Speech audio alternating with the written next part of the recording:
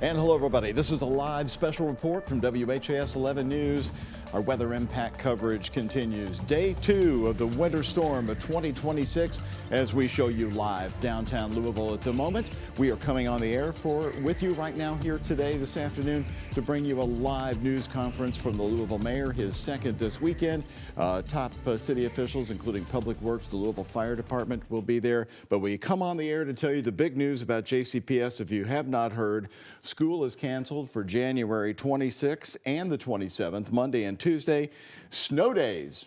You don't have to do NTI. These are snow days, but you're going to have to do the sledding in Arctic air. Hi, everybody. I'm Doug Proffitt. Glad to be with you, along with our chief meteorologist, Mallory Schnell. And Mallory, we woke up this morning to a winter storm that had quite the different personality, I thought, for at least Metro Louisville, but some serious issues for southern Kentucky and our good neighbors, our friends, fellow Kentuckians. Lots of power outages with ice. Yeah, so basically this storm nudged about a county to 2 counties north, and that made all the difference. So I was just telling Doug that Columbus, Indiana, just north of Seymour, north of our viewing area, 14 inches of straight snow. So that's originally what we thought we were going to get.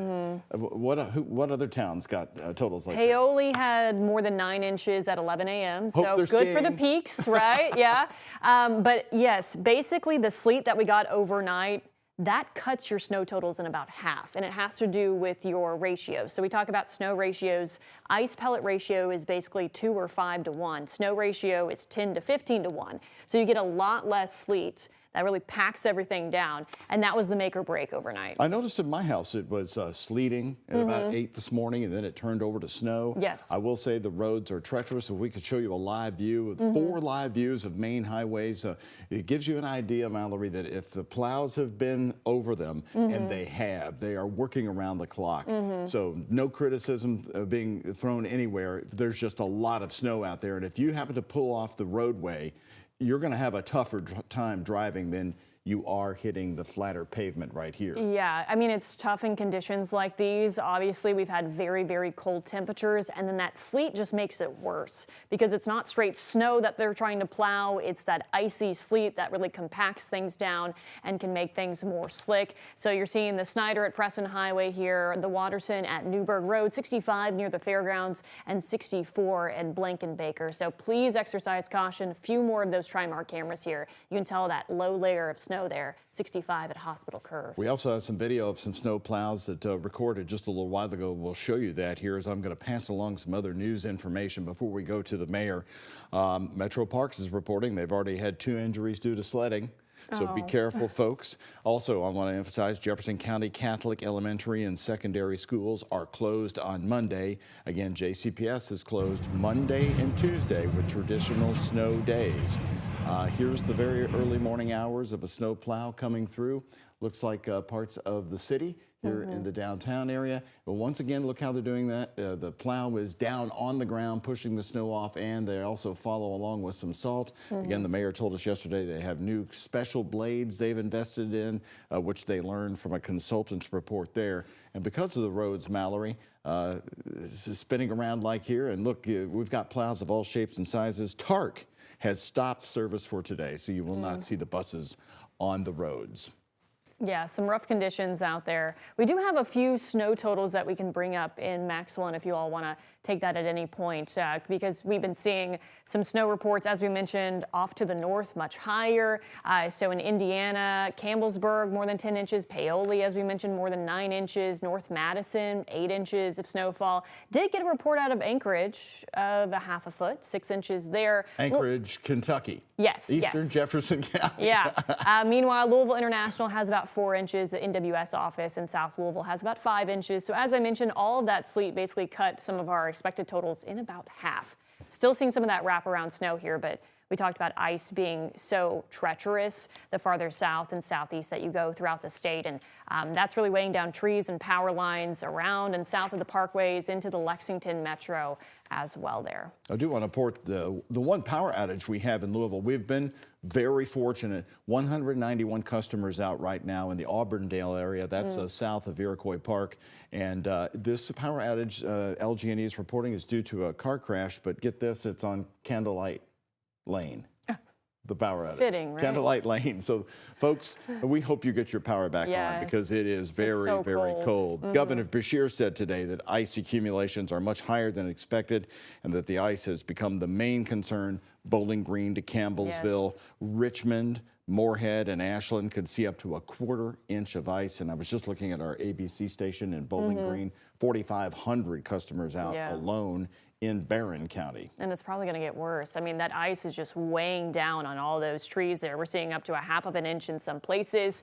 But as we mentioned, that northerly trend, just tracking all of this a county or two farther north, reintroduced that ice threat up to about E-Town, brought us all that sleet, and really made this a major snowstorm for Indiana over to Ohio. So the ice got as close as Louisville. And if you go outside here in Louisville and you hear the ice pellets, that's sleet. Yes. Much different from freezing rain because freezing rain is what likes to stick to the power lines. Yeah, that's the worst kind of precipitation, honestly, because I was seeing videos out of Bowling Green. It sounded like rain, like you had a rain shower, but temperatures were at 31 degrees. So you knew that that was just hitting the pavement, the trees, the power lines, and glazing over. And that's what causes all that extra weight and causes the power lines and the damage to trees as well. All right, let's go live to the emergency center here in Louisville. Mayor Craig Greenberg giving us the winter storm update for Sunday live. Weather warnings. Thank you for taking the advice. In my travels around the city today so far, it appears that most folks are indeed staying home. Thank you. That is great for your safety. It's going to help our city get back moving at full strength quicker as well.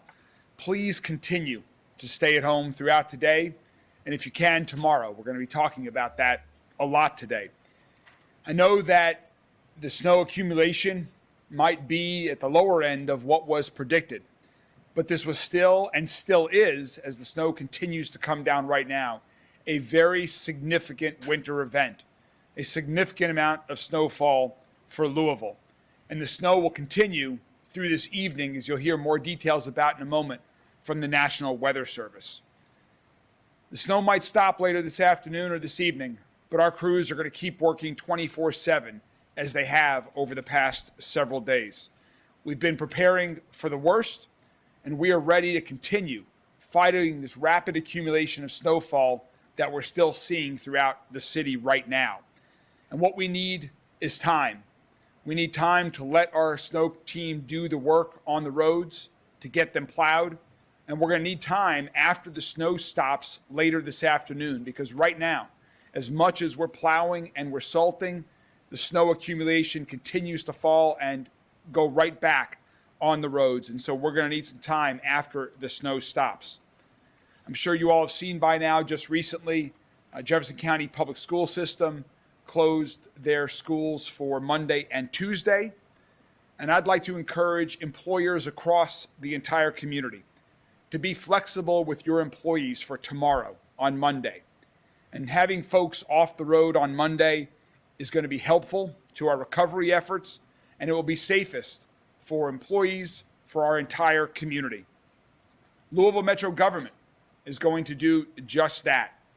We are encouraging people who can work from home, that are Louisville Metro government employees, to work from home tomorrow on Monday, and all Louisville Metro government employees should look for an email this afternoon from HR or their manager about details regarding their department and their position. We'll have more to say about all of this and what we're doing about the roads, but let's start with the weather, what we've seen and where we're headed. So I'm going to turn it over to Brian Neudorf from the National Weather Service to give a quick weather update. Brian? Thank you, Mayor. All right, as the mayor pointed out, yes, this was more on the lower side of things. We did get a little bit of sleet that came in overnight, but as the mayor said, this is still a pretty significant winter storm.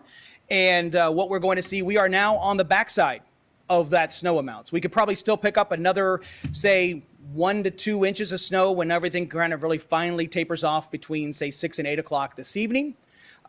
We are out of the ice threat as temperatures have dropped, but that's also what leads us into the next thing. So that winter storm warning continues until 7 a.m. tomorrow morning. But a cold weather advisory goes into effect at midnight tonight, and that's going to continue pretty much until Monday, when we then transition to an extreme cold warning. We are looking at temperatures to continue to get colder. So highs tomorrow will be about 13 degrees. Overnight lows by tomorrow morning will be in the single digits.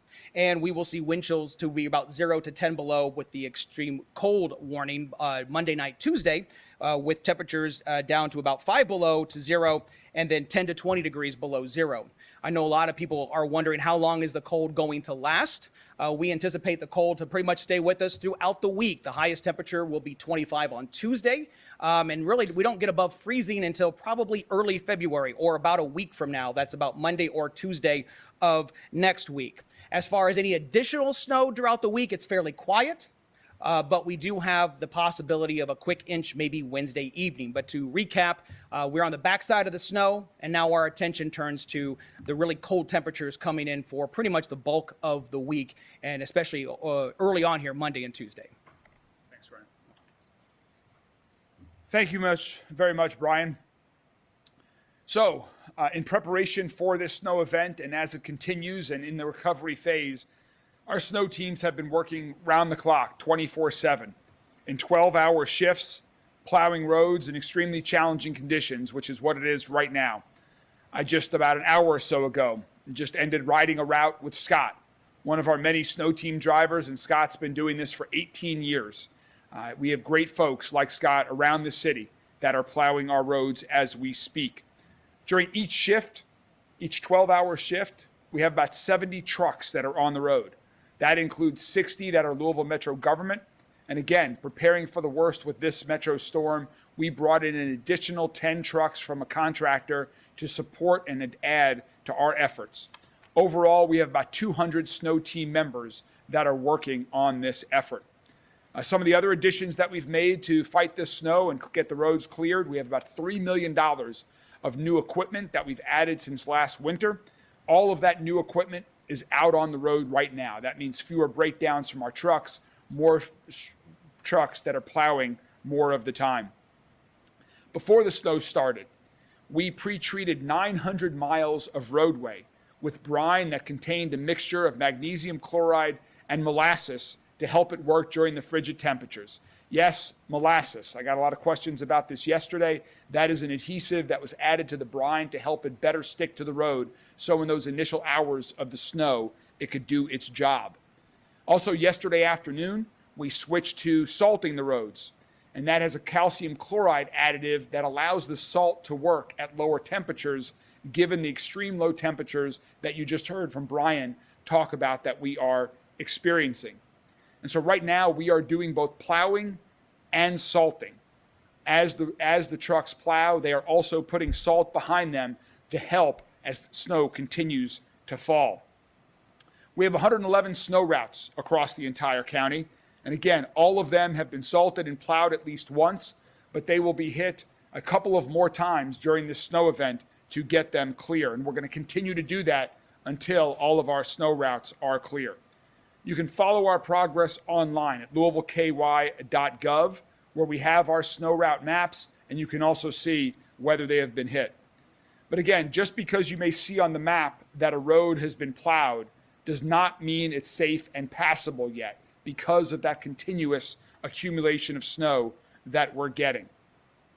So far, in terms of that salt that I just mentioned, we have used 7,500 tons of salt.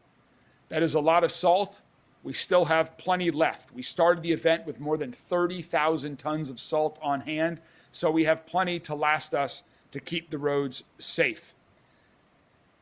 Again, we're going to ask everybody to please stay off the roads as best as possible through tomorrow so we can get the roads clear. There is so much that you can do, particularly today on a Sunday. I encourage people to read a book they've been meaning to read. Find a show they've been meaning to watch. Call a friend you haven't spoken to in a while. Try cooking a new dish. Play a game with your family. But please do your best to stay off of the roads. And I'm so thankful that folks across the city have been listening to that advice as the roads are quiet right now while a snow team does their job. To talk a little bit more about the snow team's plan over the next 36 hours, I'd now like to welcome Wes Sidnor who's our Director of Public Works. Wes? Thank you, Mayor. First of all, I would like to start by thanking our snow team. This includes not only our operators out in the field on roads, but also mechanics, dispatchers, and support staff working behind the scenes to keep equipment running and crews moving. Their work often happens out of sight, but it's absolutely critical. We also have more than 200 members of the snow team who support snow operations, including Public Works, which includes Louisville Roads, DOT, Solid Waste Management, Emergency Services, Parks and Rec, Codes and Rec, Regs, and Fleet Services. I've been out on site many times today visiting with folks, and also like to thank the families of these team members who, these are long hours, long days, and they're working hard without their families. So, as the mayor mentioned, our snow team is working around the clock, 12-hour shifts, to keep up with changing conditions, to keep the roads safely and to keep people safe. Snow is falling, and with temperatures well below freezing, we're dealing with conditions where precipitation can freeze quickly on roadways. This presents real challenges, but our team is actively responding. We ask residents to show patience. Snow removal during an active event takes time, and it takes a lot of diligence to remain safe and get that job done right, but we will get this job done. It will take time. So if you can stay home, again, we strongly encourage you to do so. Stay off roads so we can help reduce traffic, to help keep everyone safe and allow our crews to work. If you have to be out, take it slow, give yourself extra time, and give yourself plenty of distance with other vehicles, and use caution on bridges and overpasses because those freeze faster than other roads. Thanks, Wes. Thank you, Mayor. Thank you very much, Wes. In addition to those 200 team members and the 70 trucks that are working round the clock across the community, we also have many other partners and folks that are doing this. We have cities throughout Jefferson County like J-Town and Middletown and Anchorage that have their own public works departments and snow teams that are plowing their roads. There are homeowners associations that plow neighborhood roads. I know there are a lot of contractors that are out there that plow as well. And then, of course, we have a close partnership with Kentucky Transportation Cabinet. KYTC is responsible for plowing the highways across our county, and they're also out there 24/7. Today we have Matt Bullock from KYTC with us, who's going to give us an update on their efforts. Matt? Thanks again, Mayor. As the mayor said, we are responsible solely for the interstates in Jefferson County. Of course, we take care of all state roadways in the outer counties that we manage in District 5. But as already mentioned, we've continuously working around the clock. We have 50-plus contract trucks as well as state workers that are driving, our CDL drivers driving state trucks that have been working around the clock and will continue to do so until we get this thing out of the way. And then even in some days later in the week, we'll probably be pushing back the shoulders as well. With the temperatures as low as they are, especially at night, so we could have some refreezing on the roadway. So getting those shoulders pushed back on the interstates is important, but that's secondary to what we're going on right now, which is we are primarily all about getting the interstates passable. So sometimes that means only one lane or a couple lanes. For example, the Waterson Expressway is 4 or 5 lanes in each direction. But I will say that this afternoon especially, we've had the opportunity for 6 or 7 trucks that we run in echelon, which are kind of in tandem and separated, so that they can get multiple lanes clear in one single pass. That has happened this afternoon. We'll get some video of that and post it to our social media pages. With that said, thanks again to the mayor and his team for a partnership we have in the Louisville area. We're all on the same team. We're all the same job. We're all working very hard, and we'll get through this. Thank you. Thanks, Matt. Thank you very much, Matt. Again, to give all of these folks time to do their job, and since the snow is not going to end until tonight, we do encourage people to stay off the roads and to be flexible tomorrow on Monday as well. We also want to request that anyone who is doing private snow removal, as is happening all across the county right now, please don't push the snow into the public right-of-way. that makes it much more difficult for all of these great folks that are doing this difficult work. It makes their job much harder. I also want to let folks know that tomorrow garbage and recycling will not happen here if you get your service from Louisville Metro government. Those same individuals that drive the garbage and recycling trucks are also folks that are on our snow team and are driving plows. And so because there's that overlap, we're going to prioritize snow removal through tomorrow on Monday. So Monday there will not be garbage or recycling pickup. I want to give one special shout out to a member of our snow team, or two members of our snow team. Zach Lewis, who's a snow team driver last night, came across an individual who was unconscious and suffering a medical emergency that he saw while doing one of his routes. He called in to a dispatcher, Clarissa Lamar, and he got that man some help to transport him to safety.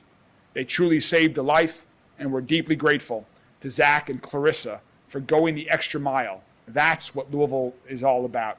That's the type of effort that we see day in and day out, and I just want to give Zach and Clarissa a special thanks.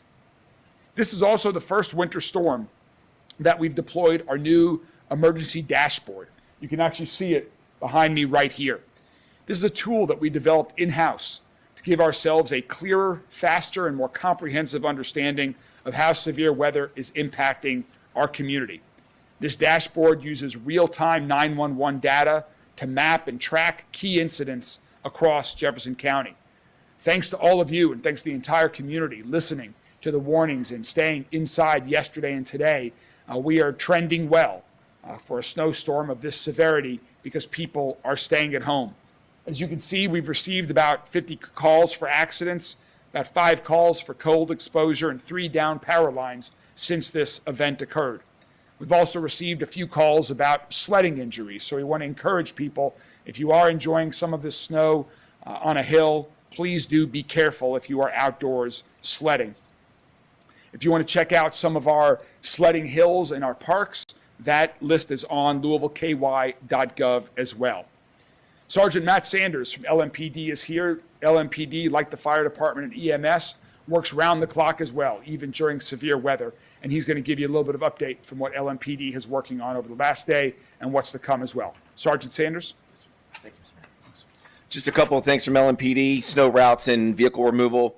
Snow routes remain a priority for LMPD to enforce during this weather event. As of just a few minutes ago, we've removed a total of 25 vehicles off the snow route.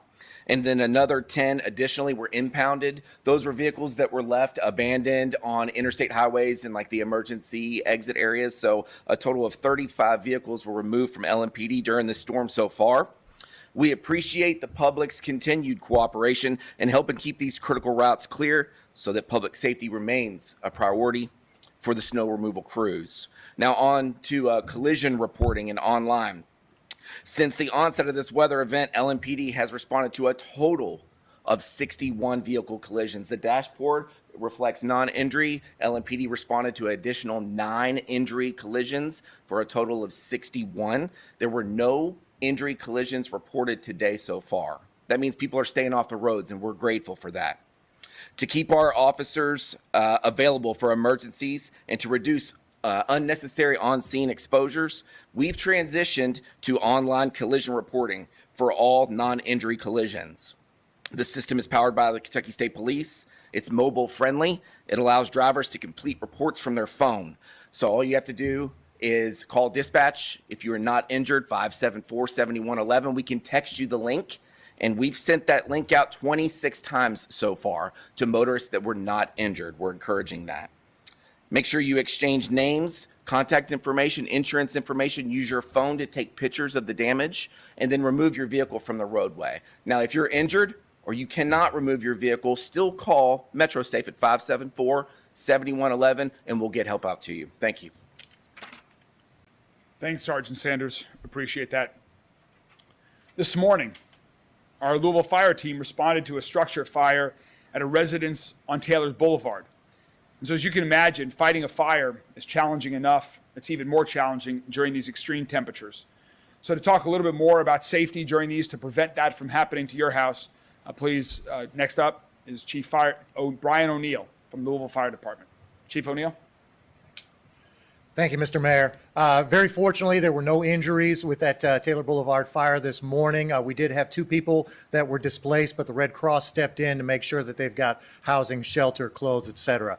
So some of the things, now that fire, that was electrical in nature. It was something that nothing that they could have done to prevent, but things that you can do. The mayor mentioned, trying to get do some good cooking in your home. If you're a person that has normally eaten out or ordered, maybe you haven't used your stove or your oven in a while, make sure it's clean before you use it. Another thing, if you realize that there is something burning inside of your oven, keep it closed, turn it off. That's what ovens are meant for. They can maintain and withhold all that fire. If you see an emergency like that in your home, call us early. Oftentimes people, they're nervous, they see something going on with maybe cooking or small, they're like, oh, I'm going to take care of this myself. Go ahead and start to do that, but call us, get us on the way. Whatever your emergency is, you call us, we're coming. We mentioned before about space heaters. Please keep space around them. Do not use extension cords for those.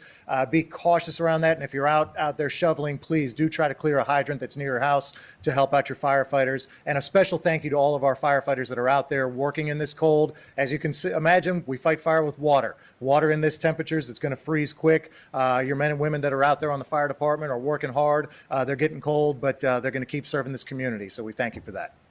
Thanks, Chief. Thank you very much, Chief. As the Chief just talked about some of the challenges of this frigid cold temperature, one of our significant concerns are individuals who don't have a home that are in our community during these times. I'm going to give a giant thanks to John Pilbeam and his entire team that are out every day, morning, throughout the day, trying to encourage folks to come inside, to offer them transportation to some of the many shelters that are available across our community. We're operating under white flag conditions now, which means shelters are taking everybody in. And we've got folks like John that are out there every day helping to find people who need a warmer place to be. So without further ado, next up is John Pilbeam from our Heart team. Thanks, John. Good afternoon. Our homeless engagement and assessment response team's been out since Monday, letting folks know that the storm is coming and then the cold behind it will be here. They've been out yesterday all day. They're out right now, and they'll be out this evening. If you see someone that might need our help, please call 311 first. If it's just something that maybe there's somebody out panhandling that might need our help, call 311. Let them send us out. If you feel like there's somebody in danger, of course, call 911. As the mayor has mentioned, we are in white flag. We have a lot of shelters open. You can get a full list on the mayor's snow page on LouisvilleKY.gov.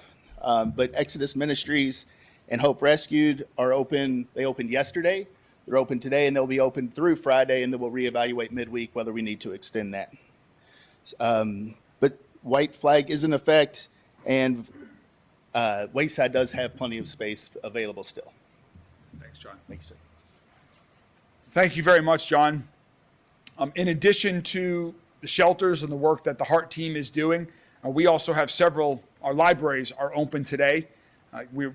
Fortunately, we have not lost as much power as we expected. You'll hear about that update in a minute, but we wanted to make sure that we had locations that were available, and so our libraries will be open until 5 p.m. today.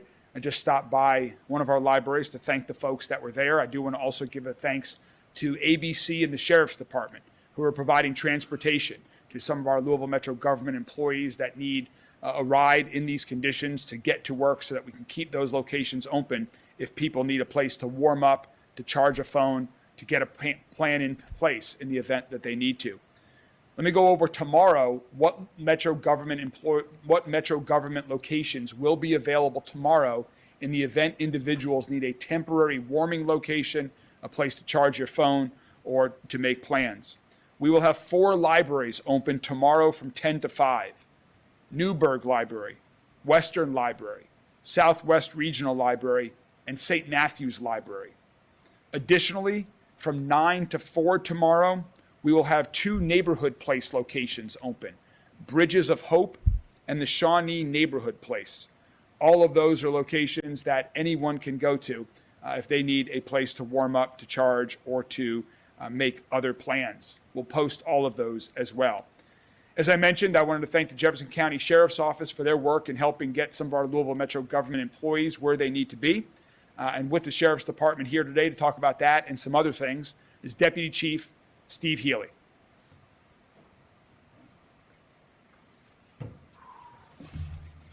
Thank you, everyone, for coming. Due to the extremely cold weather impacting our area, Jefferson County Sheriff's Office has made the decision to temporarily suspend the enforcement of setouts and evictions until a minimum of February the 2nd of 2026. This decision is rooted in one basic principle. It's public safety. The dangerous temperatures we're experiencing create real and immediate risks. No family should be forced from their home during conditions that could put their health or their life in jeopardy. By taking this step, we anticipate preventing approximately 30 families from being displaced during this severe weather event. This is about protecting people, especially at a time when exposure to extreme cold can be deadly. I also want to recognize the work of our deputies that are out working right now, making sure that essential personnel are getting to places such as our call takers, the individuals that are working the warming stations. We've transported individuals that are working at nursing homes and caring for our elderly there. It's just a commitment to this community, not only our deputies, but all of our partners in public safety that are doing to make sure we keep a safe environment here. With that being said, the Jefferson County Sheriff's Office tomorrow, any consumer-related departments will be closed, such as the tax department, CCDW department. We won't be doing any vehicle inspections or anything like that to be able to keep people off the roads. Just monitor our website for future when we'll reopen those departments. Thank you. Thank you, Deputy Chief Healy. And our final speaker, and then we'll have some parting thoughts and then take questions from members of the media, is Jody Myman, who's been working around the clock here at the Emergency Operations Center with his team that is working incredibly hard throughout this entire snow event. Jody's going to give an update on some of the emergency operations and also an update on LG&E and power issues. Jody? Thank you, Mayor. So yeah, just a couple specific things real quick. We did have a major power outage last night in the west end of Louisville. There was about 5,000 customers that lost power, but LG&E did a great job to isolate and get that power back on within about an hour and a half. So customers didn't have to go too long without the code. And we are aware of a situation that's going on in the Fairdale area at the on Candlelight, Afterglow, and on the Glimmer Way. There's an apartment complex up on the top of a hill there that's without power. Just know if you hear this or you've got family members that live in that area, LG&E is working on site. They're in the process right now of setting 2 new poles, and they expect in the next several hours to have the power restored to that entire area. So we're monitoring it. If there's something that happens that they're not able to do that, we'll set a shelter up, or we'll get people to where they're not in the cold through the night. But again, LG&E expects that to be restored over the next several hours. So we're working on that. We're in constant communications with them, and we're monitoring that situation. Thank you, Jody. Just a couple final other pieces of information. Our partners at TARC wanted to let everyone know that right now they have temporarily suspended service given the road conditions out there right now.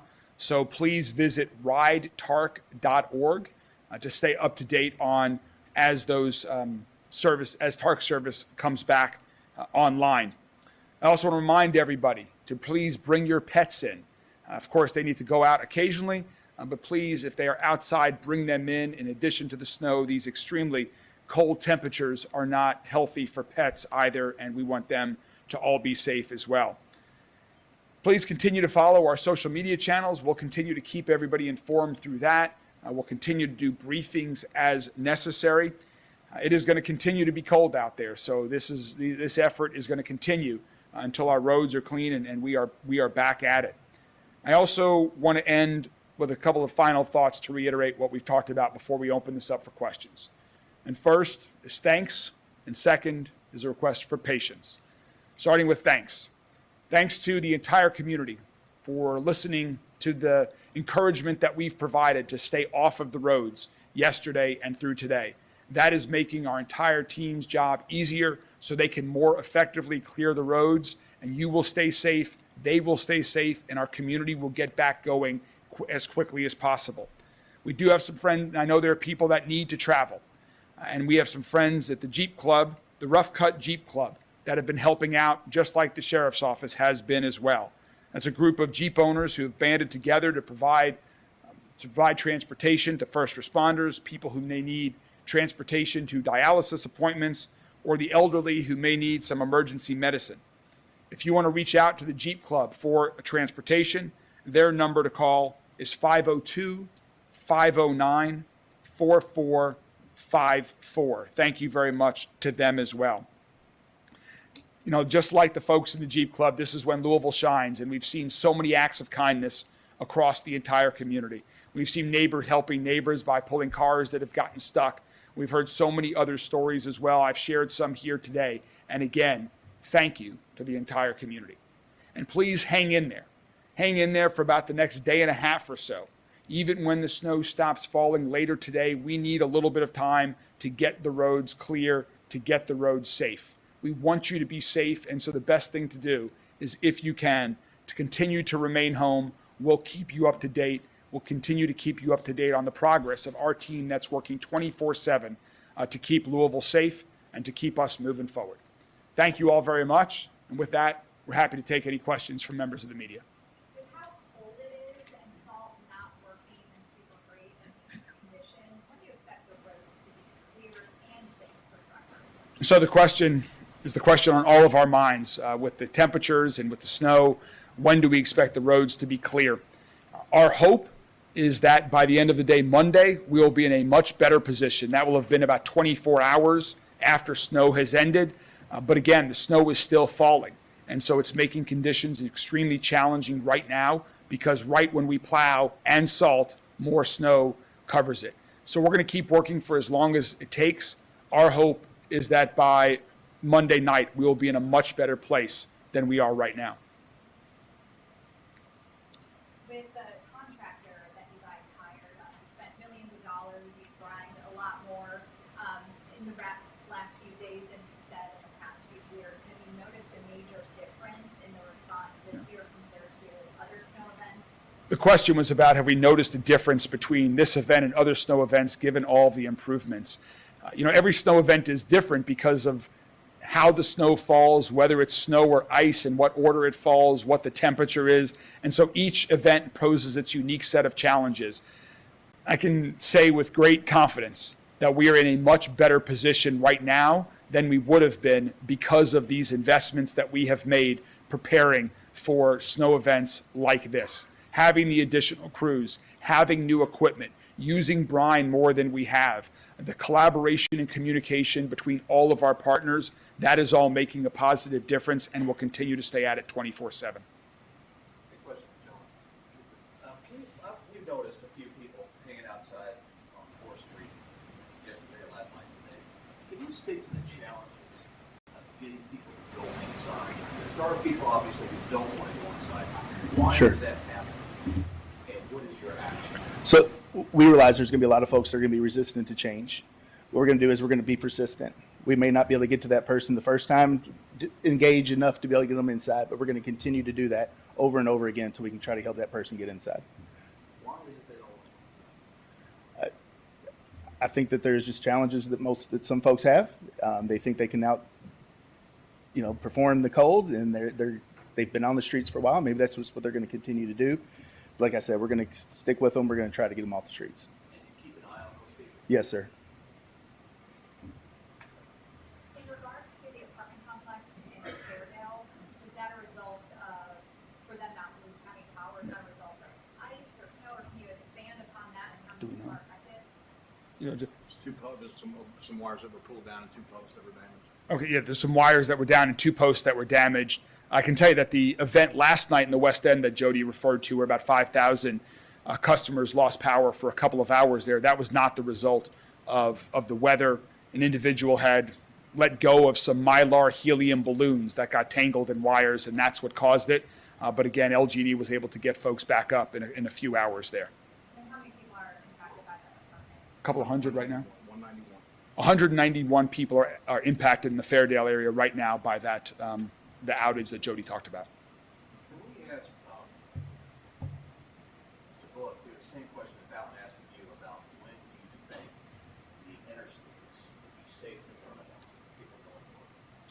the question is for Matt Bullock from KYTC about when the condition of the interstates and what he projects over the coming days.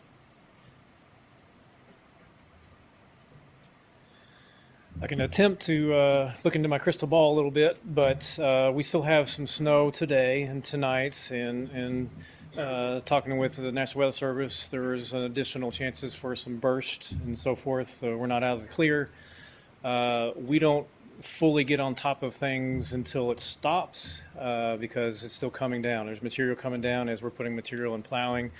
But over the next, as the mayor already said, next day, day and a half is we're going to really get on top of this moving forward. Temperatures are still going to be issues at nights with some of the refreezing, as I mentioned before, but otherwise we'll be okay.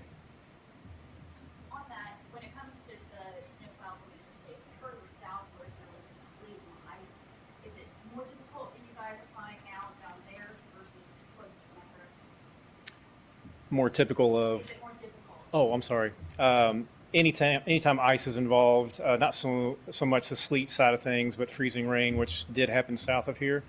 Only thing the sleet did up here was probably reduce our snow totals a little bit, so it maybe gave us a little bit of a break. But down there with accretion of ice has become a little bit more difficult. Fortunately, we only cover Bullock County in our district, and the E-Town district covers from there south, but it is definitely more challenging to deal with ice when it's falling like that. Mayor Greenberg, what do you think the big challenge will be over the next 24 hours as we make it to the end of Monday when you said things get better? When we hope things get better. The question was, what do I think the biggest challenges are going to be? I think there are just going to be several. This was a lot of snowfall. I know that it was on the lower end of what was projected, but this was a lot of snow. And if this was the amount that would have been projected, it would have been a lot of snow, and it's still coming. And so people have been very patient over the past couple of days. They've been to the grocery, they're at home. People are going to want to start and get out and about. And so we just need a little bit more time. We know we've got the right people, we've got the right equipment. They're going to be working 24/7 to clear the roads. And so it's just human nature to want to go out after you've been in for a little while. And so we're just asking if people can please, if possible, hang in there for another day and a half or so to give us through tomorrow and to get the roads into a much better position. And then, of course, we're hoping that the snow stops as soon as possible because, as you just heard Matt say, the sooner the snow stops, the more effective our plows and salting is going to be. On the incident dashboard, you talk about 50 accidents. Are those like vehicle accidents or are those medical? Yeah, those are non-injury vehicle accidents, and the dots represent where those occurred. All right, well, we'll continue to keep everybody up to date. Follow along on social media. We'll continue to keep you updated through the media as well. And again, thank you to the entire community. I hope everyone has an enjoyable indoor day today, and as best as possible, please try to stay at home tomorrow as well so we can get these roads back in shape. Thanks a lot. You've been watching WHAS 11 News Live special report coverage, day 2 of the winter storm, a winter storm that took on quite a different personalities. We all woke up this morning, much lower snow totals in Louisville, higher snow totals in southern Indiana, Columbus, Indiana. You're waking up to 14 inches of snow. What happened? The sleet cut into it. Hi, everybody. I'm Doug Proffitt. We do want to recap the news conference, and before we leave WHAS 11 here, we'll also get you an update from our chief meteorologist, Mallory Schnell. I thought a couple of the top stories that came out of this are about the power outages. The very large power outage that happened in West Louisville last night for 1 hour was because of foil balloons. Kid you not, it had nothing to do with the weather.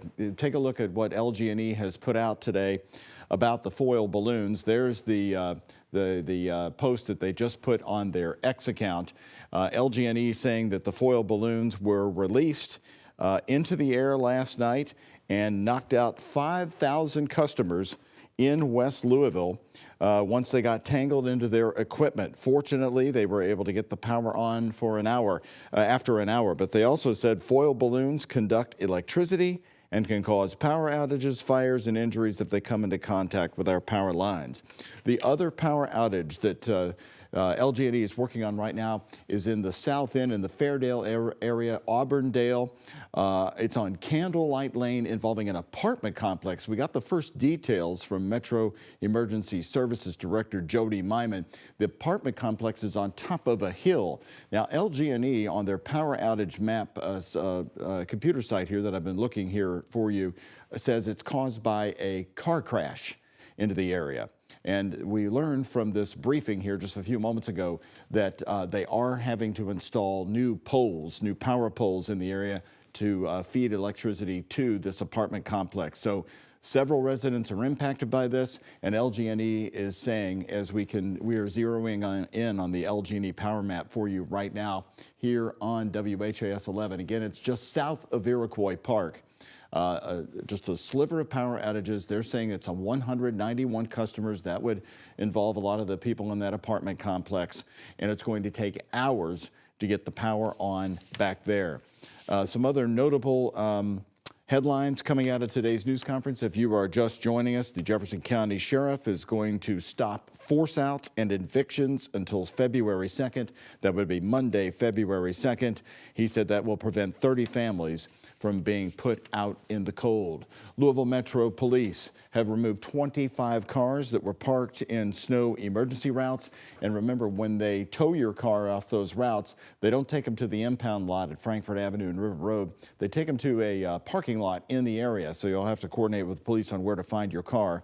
So far, since the winter storm started since yesterday, we've had 61 total crashes, 9 injury collisions, 50 more accidents came in really since yesterday. Also, 2 sledding injuries.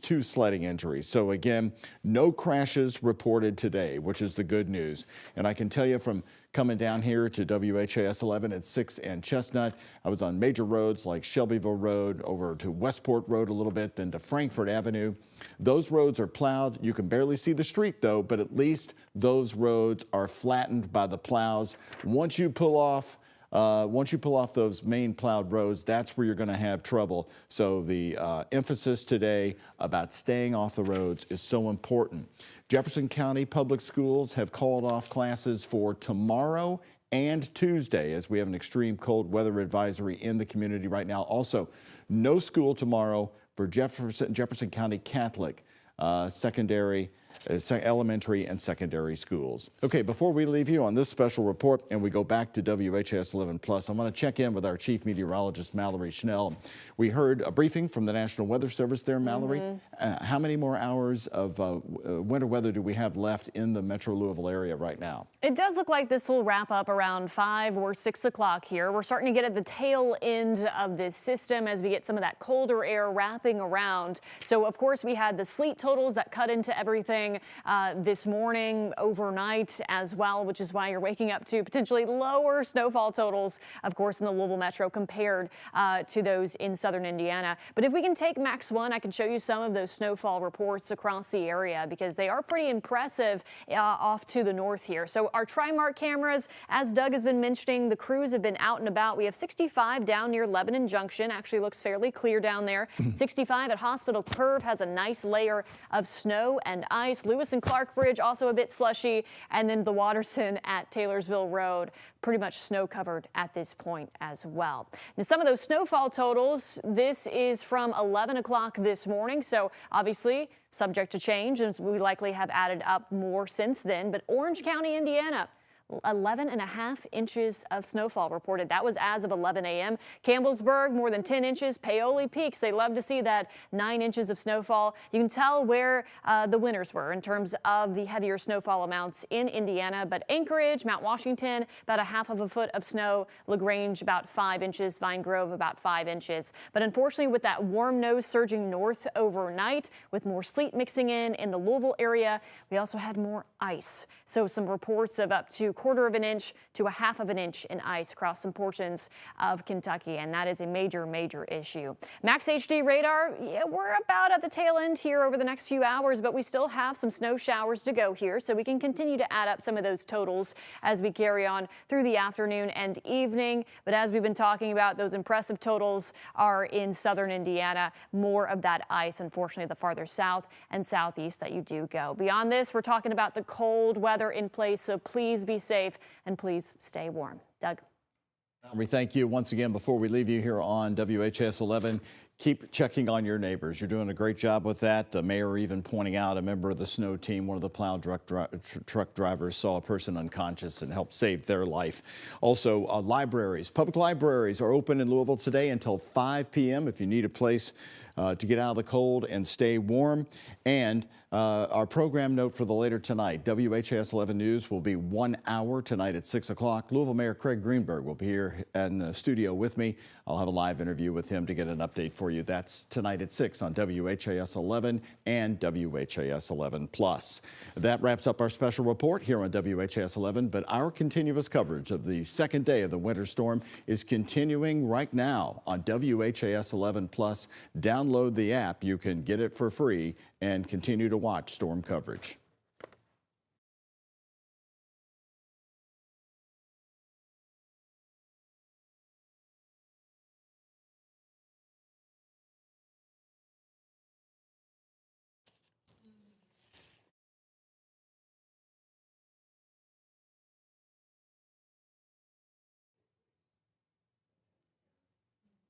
And welcome everyone as we continue here live on WHAS 11 Plus. It is 2:47 in the afternoon on the Sunday, day 2 of the winter storm of 2026, which greeted us all here in East Metro Louisville with a much different personality. The sleet really cutting the snow totals. Let's check in with WHAS 11's Clarice Shaley.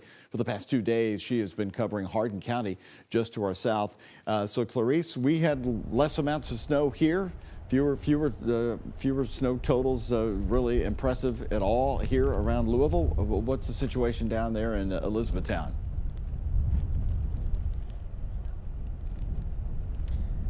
Well, Doug, the layers of snow and sleet are actually adding some height onto me right now. I'm standing straight on top of that. So the sleet was really going throughout the night, and then it snowed for a little bit. Now it's just kind of little flakes. But when we did come out to try to even clear off our car here, we have layers upon layers of ice that we had to just chip away at our car. We've seen a lot of people doing that as well today. It took us about I would say about 25 minutes to just clear our car off. We haven't even tried to back it out yet, so that's another a future problem, actually near future problem. But as I've been watching people leaving here, there have been people who have actually come back with some McDonald's. So there is like a few businesses that are open here in Elizabethtown. I'm in like the commercial area of Mulberry Street right now. Have seen a couple of cars driving by on 65 as well. So people are still driving, but the conditions aren't looking good right now. A lot of people are saying they're taking it very, very slow. I also heard from Hardin County government. They're saying that there's a few Jeeps out here, just like in Louisville, a few Jeeps out here that are taking nurses to work as well so that they can get to work today. But we're just going to take it slow like everyone else and try to get out of our parking spot, Doug. Well, Clarice, last night you were on late with us. Our newscast went on at 11:35, right after that NBA game, and you were talking to different warming centers. How have things changed since what you saw yesterday to today, and is there hope there in Elizabethtown that they have escaped the worst of any ice?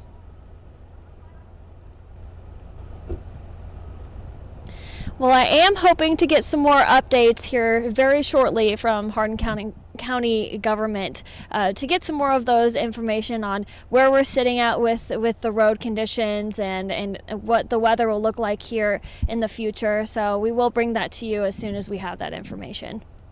Okay, Clarice, thank you very much. We've got our whole team of weather folks here. If one of you guys want to come over and join me here, I got a lot of questions for you because it's really fascinating the way the storm has divided up Louisville, just as our snow team predicted that they would yesterday. Once again, the updates from the mayor today. The road crews are working 12-hour shifts. We have 70 trucks on the road, and that includes 10 from a contractor, which they hired. And they've also, Louisville Metro invested in $3 million in new equipment. So it's good to have a roundtable discussion on just what has happened, because the situation is still really dire for our neighbors, our Kentuckians in the South. And what kind of cities are we talking about that are really struggling right now? Is it Bowling Green and Somerset and Pulaski County? Yeah, Bowling Green over to Adair County, Columbia, and further south. Even goes up to Campbellsville. It goes up to Greensburg. All those area folks got a ton of ice. I mean, it's bad, very bad. I believe the highest ice totals that I saw as of 11 o'clock was in Scottsville at a ½ an inch, and that is a lot. That's Somerset has 0.68. That's Wow. So we're pushing 3/4. So you did a lot of briefings with LG&E. Our power lines here, what is it, a quarter inch of an ice they can handle? Quarter inch, yeah. Yeah, a quarter inch, a little bit over a quarter. It all depends on if there's wind, like you've been hitting. There's a lot of factors, but anything a quarter or more is not good. Yeah. So we had sleet, which doesn't stick to power lines, thankfully. At least the ones I viewed. Yes. I was watching them. Yeah, no. Sleet's annoying, but it's not catastrophic. Right. Yeah. Usually. Ice is the big problem. Yeah, sleet bounces. Austin, you're from Campbellsville. That's one of the areas. Yeah. What are they telling you down there, your family, friends? My mom sent me a picture of the front, like from the front porch looking out on the roadways. It's a winter wonderland out there. Didn't see, and we're Barney School roads in a valley. So I don't think she got quite as much ice there. That's in northeastern Taylor County. So she might have just gotten lucky. She still got power. The internet's down, but out there it doesn't take much to drop the internet. So as far as I've heard from my people, everything is okay. Elsewhere in the county, where it might be a bit of higher elevation, where they might have gotten a bit of a higher ice situation, that may be different. But at least from what I have heard, we're doing all right. This is Megan's dog. It's just, that's Millie, a corgi. The corgis love the snow. They love the fun. snow. So let's talk about the real air temperature versus wind chill. Right. Go ahead and separate the two for what we're going to be experiencing, because I thought it was interesting. JCPS called off school for 2 days, which takes it right through this cold air advisory, or what was issued? Cold weather advisory, and then we have an extreme cold warning. So that's now for Monday night. So that was a very good call, because we're talking actual air temperatures below zero. I mean, snowpack, it doesn't matter if we didn't get a foot. We still have fresh snowpack that's not going anywhere. If we have any clearing of the skies, those temperatures plummet, and then you have enough of a breeze. And when you're that cold, it doesn't take as much wind to really cause those. And our folks in southern Indiana, okay? Yeah. If you're in southern Indiana Monday night, your low is going to be 15 below zero. Let's go through the sno totals in Indiana. We're talking just a few miles north of downtown Yes, weather is very humbling. We're 20 miles from the heavy snow, aren't we, Mallory? Yeah, I'm going to step off the desk for a second so we can pull back up that graphic. But yeah, winter weather, it's fickle, isn't it? It's humbling. It went basically about, if you're looking for a foot of snow, you won't have to travel far. Just head up 65 for a little bit. Here's some of the snowfall totals. Keep this in mind. This is the update that they sent out at 11 a.m. So these have likely gone up. But yeah, and we got more snow on the way that's going to move through over the next few hours. That is going to push those totals up. Southern Indiana could get up another couple inches. Paoli's right now down to about a half a mile. That 9.2 is going up. Well, I know you like to ski, John. I do. Okay, well, Paoli's got peaks. You all hang out. We're going to talk to Alex Dieterer. She's in southern Indiana right now. And Alex, you were with us all day long there yesterday. Are you still in Clark County? Well, Doug, we are now at Big Four Station in Jeffersonville, and surprise, it's still snowing. And so look right here at our yardstick. You can see it's just under the 5-inch mark right here at Big Four Station. And if you're wondering, like I am, how much is just under 5 inches of snow? Don't worry, I've got you covered. It's about the size of a Pez of a Pikachu. So take a look right here. Aspen just getting, there we go. You can't even see Pikachu anymore. Look at that. Look, there's Pikachu, and he's gone. So we do have some updates for you. We've been here at Big Four Station for a few hours now, And we've seen a lot of people braving the elements. Not only are they coming to sled, we spoke with a great family who just walked down the street. They said they've been waiting. They went to Brownsboro Hardware on Friday to make sure their sleds and their shovels were ready. And not only that, we've been seeing people and families walk on the Big Four Bridge.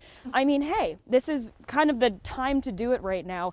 We are in southern Indiana in a travel warning. So what that means is that they're asking you to avoid travel. And so I did get an update this morning from the street commissioner of Jeffersonville, Kevin Moreland, and he told me that these road conditions, as you can see right here on Pearl Street, they're still slick. We've been seeing plows coming up and down the road, but they're still slick, they're still hazardous, and that's even with their 13 snow plows working 24/7. He said they've been out, all 13 snow plows have been out covering those streets, but as you can see, the snow is continuing to come down, and that means that these roads are going to continue to get covered with snow. Now, I do have some updates from ISP Sergeant Kerry Holes. He's in Sellersburg, and they responded to about 61 road incidents. So that 61 is from when the snow event started yesterday until about 1 p.m. today. So 61. And that includes 17 calls to assist motorists and then 37 calls for checks on the interstate. So it's really going to show you right now, just stay off the roads. Take a page out of everyone here in Jeffersonville's book and grab a sled and grab a shovel and just hunker down at home with loved ones. I also checked in with Clarksville Police Chief Nate Walls, and he said it was a slow night for Clarksville last night. So right now it's looking good. It seems like everyone is heeding the warning to stay off the roads, which is great because, again, you can see not like E-Town where we just spoke with Clarice. It's pretty fluffy here. We don't have a ton of sleet and ice, so that's good for now. But it is really accumulating, and as it continues to come down, that's just going to make it harder on the roads. Doug? All right, Alex, thank you very much. I need to see Mayor Mike Moore out there giving you a live update. Let's get him, tell him tourists are on the Big Four Bridge doing a walk. Walking across a bridge. All right, I got a better one for all of you. In these wind chills. I got a better one for all of you. On the way into work today, Frankfort Avenue, the woman is running not on the side, not on the right side, but in the middle. I had to pull off to the side so that she could run by. Admittedly, from the hotel to the station, I did walk in the road. It was easier to walk. Walking, I'm all good with, but this was a full jog. I was just going for a leisurely run. There's that famous news blooper of people, a news reporter interviewing runners running in the snow, and they're like, "Oh, it's great. It's low impact on your knees, on your ankles," and then one of them. Oh, it is just hiking. One of them eats it, but then it is a lot of fun. But it looked like she was having a sunny day on the Crescent Hill Reservoir. Oh she was that's someone who has a routine and is not going to let anything get in the way of that. And Doug Profit predicted there would be people walking across that bridge. Yeah, why not? You said it's going to happen. A mile across. Great exercise. Let's bring in Travis Breeze. He is continuing our coverage here for us today. And Travis was in our mobile weather vehicle yesterday driving around.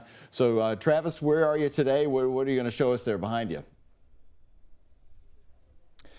Well, Doug, we are in the Highlands right now where Bardstown Road and Baxter Avenue meet, and we had to help someone dig their car out of this area maybe about 2 hours ago. But you can see right now that this section of Baxter Avenue is pretty well cleaned right now. It's pretty easy to drive, as you see someone here in a BMW probably going a little bit too fast. But where you're going to run into issues is if you need to turn onto a side street or try to park on this street or anywhere in one of these parking lots. You're probably going to run into some issues at that point.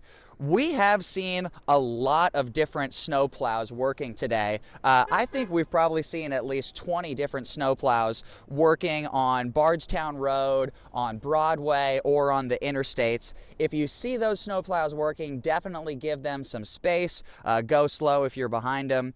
You can track the progress, as we've been telling you guys throughout this weekend. You can track the progress of that road plowing on the city's Metro snow map. For those people who do have to work today, maybe some healthcare workers. There is help out there. The Rough Cut Jeep Club and the Stir Crazy Jeep Club, those are some of the clubs that were helping people around early January 2025, and they are back out on the roads this weekend. We met up with Jonathan Dunn in Rubbertown after he had dropped off a security guard for a shift. He says people have been very thankful for those rides. No, just blessing us, just thanking us tremendously for us doing this. And it's all about, like I said before, it's all about community. This is what we're here to do. We enjoy doing it. There's several Jeep clubs out there that are doing it.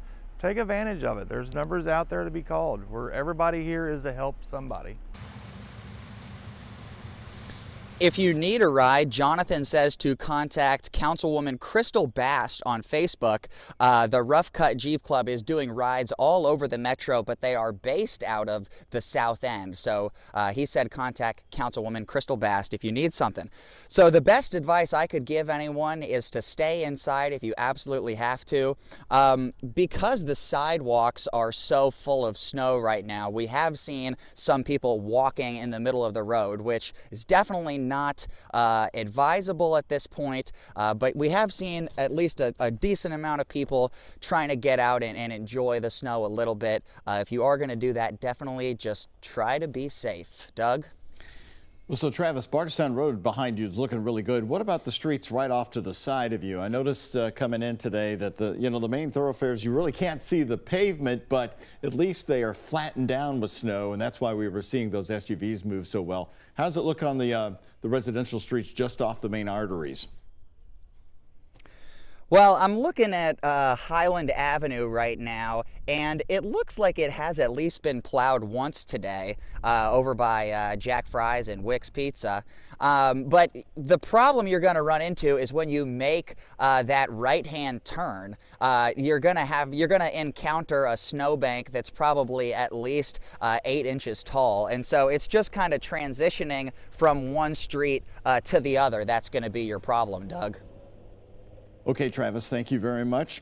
Good to see people out, and of course we see people walking right behind Travis too, and it's great. That's how people are going to be getting around, but a lot of people are looking for the coffee shops to be open. They're all closed. No one's going out today on this. I think I heard of a Starbucks in downtown open, but that was I just heard someone say it like in the lobby of the hotel. I didn't follow them just to verify. So John, you've covered a lot of ice storms too as well. Let's talk about southern Kentucky and what we might expect when all this is over. When are they out of the danger zone? I mean, how much longer with ice are they going to be experiencing? That's ending. That's ending. So what happens is you got the southwesterly flow, warm air, okay, and it pounded and pounded for hours and hours and hours. Now the cold air's come back in, and now we're doing this. This is cold air. All of it's going to be snow. You can see it on the radar. If we do want to pull that up full at any point, it's on max 2. If you pull that up, we can go through it. But yeah, you can see where, here we go.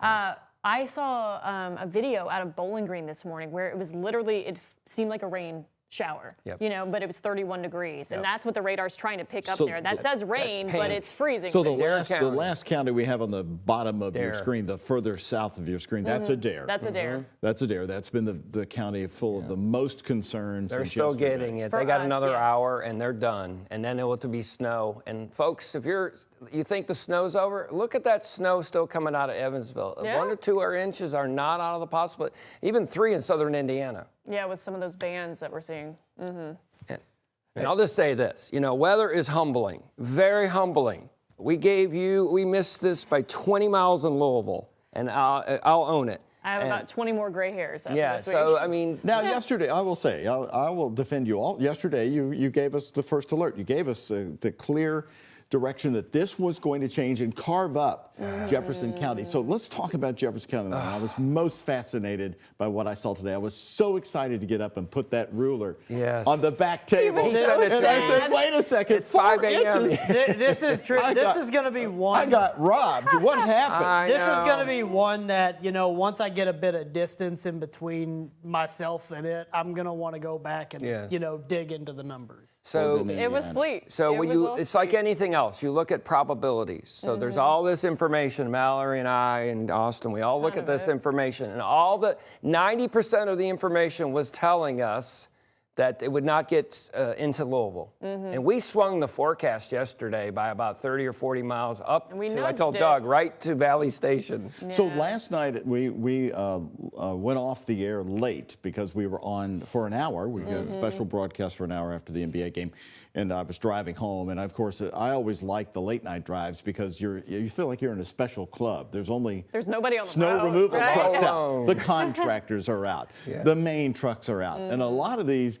men and women, they're going fast because they've got the confidence. They've got the big power behind them, and they are clearing swaths of snow. But I noticed it was interesting. I still couldn't see the pavement. Because the sleet compacts. The sleet is a problem. It's hard for them to get down below. They did a great job. We talked about this yesterday, right? All the snow and brine and molasses, all that stuff worked. Now you've got sleet, and sleet adheres to things and compacts things, and those blades can't get to the bottom, and it's hard to see the pavement. Yeah, that's why it's tougher to shovel too. Now, this is, you might have I to recorded cross. this just about an hour ago. This is Main Street, big plow down on the ground. And he's not getting to the pavement. Right. Yeah. Right Completely. there, and heading west, and it was right. Look where the truck is, right in the middle of the street. There'd been a truck to the far left. You could see that lane, and here's a view. Oh, that's better. Here's That's a much view. better. Here's a view further back. So this is the entire view of Main Street, which will go down probably to 2nd Street is how long we were able to follow this truck and get this video. It's looking pretty slushy. It's not looking terribly treacherous, at least on this video. So this is right in the New Lou area there, and then continuing to head east. Next stop will be right by Louisville Slugger Field coming up in just a little bit.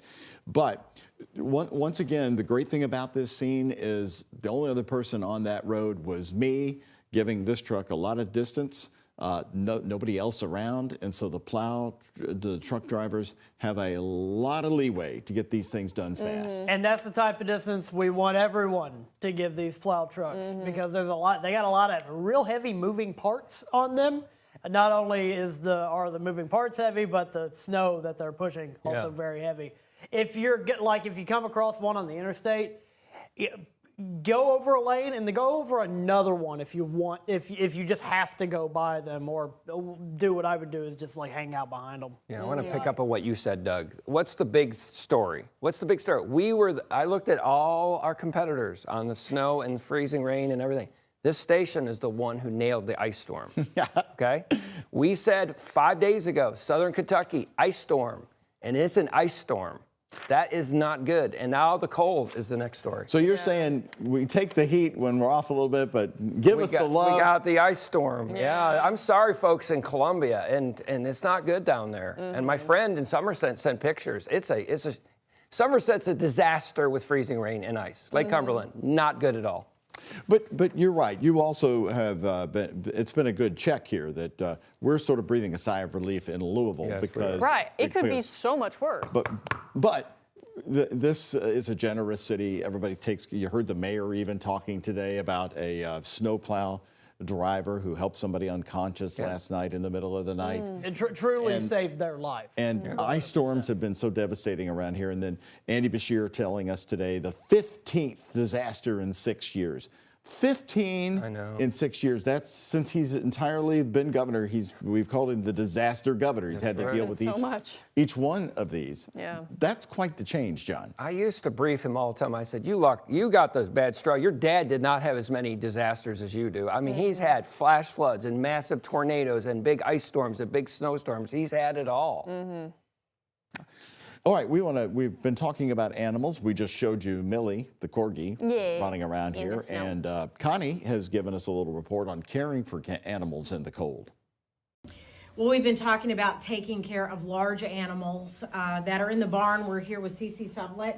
Cece, you've been doing a great job keeping your animals warm. I know you've got alpacas, sheep. Tell me about your horse back here and how do you care for him in this cold weather? Okay, so this is Vinny. He gets his blanket that keeps him warm and keeps him comfortable through the winter. And then he's also got a heated bucket because it's very important for them to drink water, especially as it's getting colder. And we put a little bit of salt in there because it adds a little flavor and they love it that way. I don't think I've ever heard of the heated bucket. How does that work? Do you just So Plug it it's in? got a little cord, Okay. and then we plug it into our extension cord. Mhm. Then we put it in our outlet, and his bucket doesn't freeze. Okay.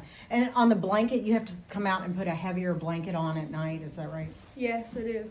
Okay. And that's just to make sure, because we're in these extreme temperatures, that he is staying warm. Of course. Okay. And how's he doing so far? Does he like this cold weather, or does he He mind would it when rather you be don't? outside, and he loves to stay inside and take a little nap. Mhm. But he's doing pretty well overall. Okay. Do you worry about your animals when it's this cold?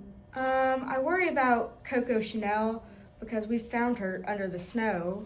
That's one of the alpacas. Yes, we found her under the snow Mhm. the first time it snowed this season, and she got hypothermia. So she had to come in the barn, and we had to put one of Vinny's blankets on her. Wow. Okay. All right. Well, you got to get back to it. You've been a busy sixth grader. Thanks for all you're doing to keep your animals safe. All right. So that's just some of what folks are going through. Of course, for the rest of us, stay inside, ask for your pets, take them out quickly, and get them in where they can be safe and warm.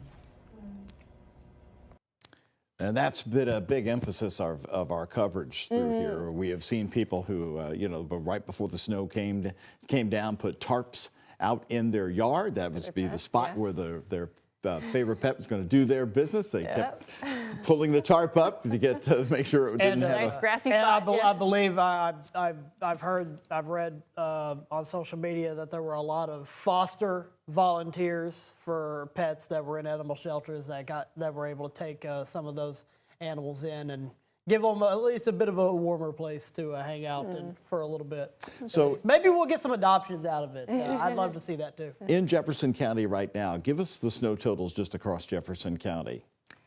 What I've seen is anywhere between about 4 to 6. That's been kind of the general. 4 to 6. Anchorage is at 6.2. It's the highest in Jefferson And County that I've seen. we lost at least 50% of our snow from Yeah, sleet. cut it in half. You mean is sleet's that powerful? Yeah. Yeah. This is a learning experience That's for me. that's why we were worried last night. You kept Yeah. hearing us talking about it's close. There's going to be such a Yeah. spread. The spread is about 20 miles further north. I mean, you go north of there, there's a huge snow swath near Seymour. Yeah. Huge. Yeah. Let's hear from Wes Sidnor. He's the Louisville Metro, the brand new Public Works Director. Just a few moments ago, speaking. As the mayor mentioned, our snow team is working around the clock, 12-hour shifts, to keep up with changing conditions, to keep the roads safely and to keep people safe.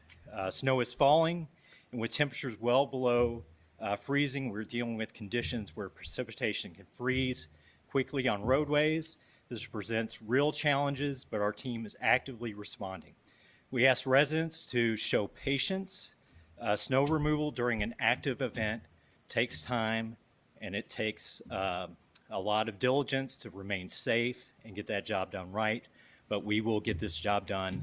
It will take time. So if you can stay home, again, we strongly encourage you to do so. Stay off roads so we can help reduce traffic, to help keep everyone safe and allow our crews to work. If you have to be out, take it slow, give yourself extra time, and give yourself plenty of distance with other vehicles, and use caution on bridges and overpasses because those freeze faster than other roads. Okay, that briefing at 2 o'clock today, so it brings you up to date on the latest. I think my favorite advice came from the Louisville Fire Chief, Brian O'Neill, that there are a lot of people, he said, you heard the mayor say, why don't you just pick up cooking? Pick up cooking for the first time. The mayor has also been emphasizing for people to read, which I love, because the libraries are open. And so he said, you might want to cook a dish that you've never cooked before. And then the fire chief comes along and says, well, wait a second. If you're a person who orders out a lot and you haven't used your oven in a lot, and maybe there's combustible things in there and it catches on fire, don't open the oven. The oven door. Because they are made to contain a fire. We got to have a happy medium. Learn how to cook a little bit, maybe go 50-50. I'm not going to be able to cook like I usually do. Now, on John, Mondays and Tuesdays. if your broccoli casserole's on fire, what's the first thing you would do? You'd open the oven door. Exactly. The thing I want to tell you, Mallory, you're calm, cool, collected. You'd probably say, let it burn. Yeah. I guess. You don't like broccoli casserole. No, I love broccoli. I make a very good broccoli casserole, And- actually. And everyone should have a fire extinguisher in their kitchens. Yes. For purposes just as that. And if you lose power for some reason, do not put your generator in your house. Do not put your oven, your grill in your house. Do not do this. If you're down in the southern communities, Generators have to be well ventilated. And people don't even That put them means outside. Don't put them in your garage. No, don't do that either. Yeah, Columbia, Greensburg, Campbellsville South, don't do that. Do not do that. So we did have one house fire, but the chief said that it was an electrical fire in nature and was not and could not have been prevented. Because I know the chief has been, warning people about space heaters with that emphasis on the word, as he likes to say, space. Yeah, which is such a great way to say that. But really is. 2 people lost their home on Taylor Boulevard. That's in the south end, but they were not hurt. Hate that. Another thing real quick is if you decide to go out and you start to, some of these roads are going to refreeze tonight. Oh, yeah. Okay? So lots of people break bones. Lots of people break bones when they go out when they shouldn't. And next thing they go to the hospital. I don't want to go to the hospital tonight. So I'm going to do a quick interview real quick here with Sydney Neerman with the Southern District of INDOT, Indiana Department of Transportation, and then you all hang out here and you can do a real quick weather report. Okay. Okay, Sydney, are you with us? Yes. Sydney, thank you so much for joining us here on WHAS 11 Plus. I'm Doug Proffitt talking to you today. Good to have you. Tell me which districts you represent for INDOT. Yes, so I am the Public Relations Director for INDOT Southeast District. So our district covers Clark, Floyd, and Harrison counties down in the southern portion of our district. Our main WHAS 11 counties. So you are preaching to the choir down here on this Sunday. Give us a view. Southern Indiana, INDOT has always been very aggressive, even more so than Kentucky over many years, although I think Kentucky's finally caught up to you all with snow removal, early snow removal. What did you all put down on the roads and when did you all start? And then give us an update to today on this Sunday, how things are doing for Southern Indiana. Yeah, so preparation actually began for us early this past week. And then that led to pre-treating operations on Thursday. So road temperatures were exactly where we needed them to be to pre-treat. And then Friday, we kind of used Friday as a day to finalize our plans. And then Saturday, we put them into action, and we have continued plowing as the snow has come down. So, give me a live update on how things are in Southern Indiana right now on the roads. yes, so very snowy. There has been a lot of accumulation here in Southern Indiana, but our crews are still out and operating under full call-out operations, so that means all hands are on deck. We have around 160 trucks out fighting this accumulation, and we will be out until cleanup operations are complete. Give me your prognosis for how well the roads will be tomorrow. We've got the Arctic air in. We heard the Kentucky Transportation District Number 5, Matt Bullock, tell us that they weren't going to probably get to the shoulders of the interstates for a couple of days. What's the situation on that for INDOT? Yeah, so looking at tomorrow, we will be leaning heavily into our cleanup operations. So once that accumulation stops, that will really help us be able to get some of those areas we're not able to get to today. So while accumulation's building up, we're focusing on those main lines, just continuing to plow those as we can. And we're still currently just urging drivers to stay home, enjoy that snow from home, give us space to work, and keep yourself safe. Any tricky spots you would say? I guess we should say we're talking about I-65, which is the main route connecting Louisville to the counties you just mentioned. Any tricky spots along I-65 you want to warn us about? We're seeing this accumulation pretty widespread. So we honestly have crews out everywhere. We of course are addressing the needs of 65 the way we typically do. It typically requires a little bit more attention. So we're out everywhere, and we're just urging drivers to stay off the road. Okay, Sydney Neerman, thank you so much. INDOT Southeast covering Clark, Floyd, and Harrison counties. We appreciate it. Mallory, I'm going to let you all give a update. I'm going to run out to the newsroom, get ready for our 6 o'clock news. All right, sounds good. So if we can take up Max 1, I'll kind of talk you through some of these graphics here that we're looking at. Starting off with our Trimark cameras, because I'm sure many folks want to know how the roads look right now. So we are taking a 4-panel look here. We have the Watterson at Newburgh Road, Gene Snyder at Preston Highway, 65 at the Fairgrounds, and 64 at Blankenbaker. It does look like the folks at Trimark are moving around the cameras there a bit. Another 4-panel look, 65 down near Lebanon Junction, the Lewis and Clark Bridge there, I-65 at Hospital Curve, and Watterson at Taylorsville Road, the Watterson Expressway there at Taylorsville Road. So let's take a look at some of these snowfall totals here. If you were wanting the big snow, you need to go into southern Indiana. As we've been talking about this afternoon, the sleet totals that we had overnight. I was watching the radar late last night, seeing some of these bands that were coming in from the southwest here. North of the river, heavy snow. South of the river, sleet. That was just due to that warm nose that we kept hinting at all week, wondering where exactly it was going to set up.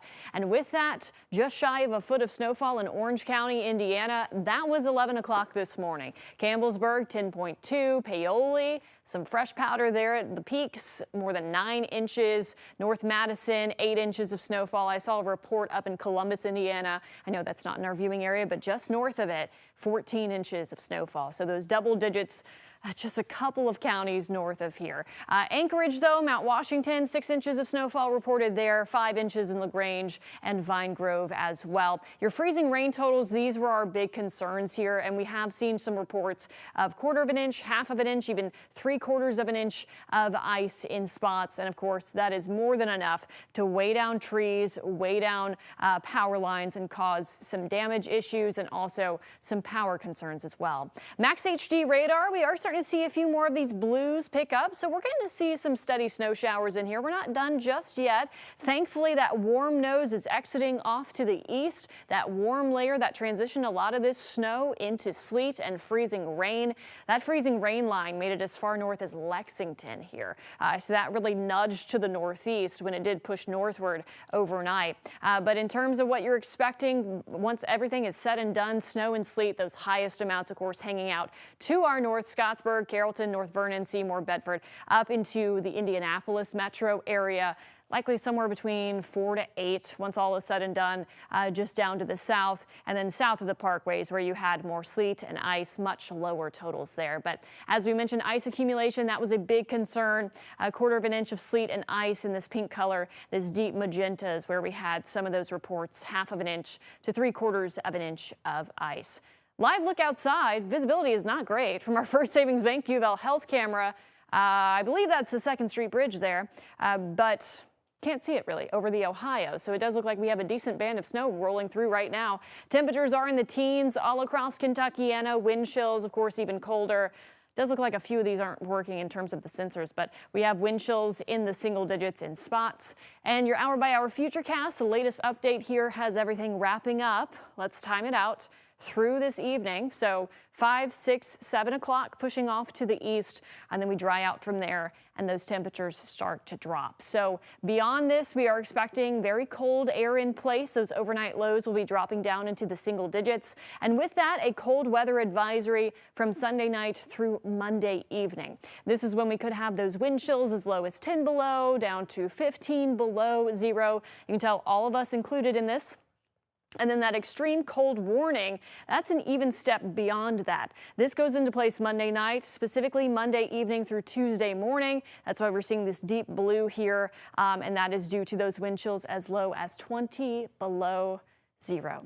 7-day forecast, haven't been able to work on too much, I'm going to be perfectly honest with you, because the main focus has been primarily what was going to happen this weekend. But the general trend, of course, has been the fact that we are looking to be cold and stay cold, with highs likely in the teens and 20s. We're going to struggle to warm above that freezing mark before February. Those overnight lows will be in the single digits, above and below zero, with even colder wind chills possible as well. So very, very chilly. And honestly, any kind of snow, ice, sleet that we saw over the weekend. It's going to be sticking with us for the next several days. Now I can toss things over to Austin and John. We'll just have to take some of their screens full since we don't have the camera pointed in their direction. But John, do you have anything on the ROI computer you want to show? Yeah, so if you want to pop up the ROI.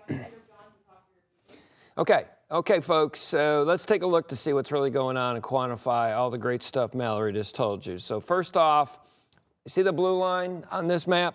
That's the edge of the freezing precip they got up there.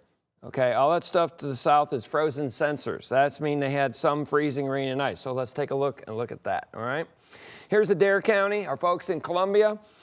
Far southern Columbia up against Cumberland County, 0.68 of ice accretion. That's not good. They're currently 27.8 degrees. Near the Tennessee state line on the mesonet, you're getting temperatures almost to 32 degrees. So let's take a look at that really quick. Here's your temperatures. Okay, so right there you see. Look at that temperature gradient. Yeah, look at the gradient. They were 12 degrees yesterday at this time. It's 40 degrees in that one spot. Yeah. Right there. Yeah, over in the far east. But in our viewing area, 31, 32, 33 degrees. That's just crazy. So there's a little bit of ice. Let's do the radar before I forget. I'm old. So here we go. So we have these bands. Let's do band number 1 up to the northwest. All that area from Jasper to Santa Claus to Ferdinand to Salem to Paoli to Austin to near Scottsburg, all that, there's still bands of snow. It's not over yet. And that one band that really stands out that's just northeast of Evansville, that will get up into Harrison County. That could be 1.5 inch of quick burst of snow. So it is not over, but it is dwindling down. We are at the tail end of the event. And it is all snow. Yeah. There's you've notated a little bit of ice still that's current going through southern Kentuckiana and southern Kentucky, but it's transitioning into all snow, which is a good thing. Yeah. Let's go back real quick if we can go on the RI. I mean, look at the radar one more time. I'll hit all 3 areas if we could do that, please. Thanks, Maestro. Okay, so that's band 1 that's going to go up there. And band 2 is Beaver Dam, Hardensburg, Litchfield. There's another burst of snow coming in there. And band 3, the ice is still, it's on the farthest eastern part of Adair County. It's almost out, it's almost over. And if you get any more, it will end as snow. It's pretty bizarre. You start with snow, you go to sleet, you go to freezing rain, you end as snow. And that's what the temperatures have done with this system, that warm nosing, and y'all know that term by now already, has really really caused this storm to be kind of weird like that. And part of this will go into the metro. That's stuff that's coming out of Meade and Breckinridge County, Ohio County, Hancock County. That's all going to go in the metro. Another 1/2 inch, perhaps an inch is possible. All right, so let's take a look at traffic now. We can come back to Max 3 that I have traffic on. We're taking a live look at I-71 and I-264. And we looked at this camera quite a bit over throughout the day yesterday, where everything was looking okay, and it's still looking all right. Roadways are, it depends really where you're located. They're working on getting things passable. You know, someone driving on I-65 pretty fast there near the fairgrounds. So we are seeing at least people out and about, and they are working on making sure the roadways are as safe as they possibly can, though that bar is not, you know, it's not going to be completely safe if the roadways are ever completely safe. Here's a live look at our traffic tracker. We do have it looks like near Shively on, is that 264 or 265, the one in the middle? 264. Near Shively, the Watterson. We do have, it appears that there's a vehicle that is being picked up, or at least is impacted, but not necessarily a crash. Lots of slow moving. Again, these sensors pick up on the speed of vehicles, not necessarily the amount. So people are driving slow if they are out driving. So here's a quick live look at satellite and radar where we're going to continue to track this snow. We are going to actually keep radar up for a little bit while we all start start analyzing some data and take a break from talking on the air. We will be back at a later time, so we're going to go ahead and toss to that, and please stick with us throughout the rest of this storm.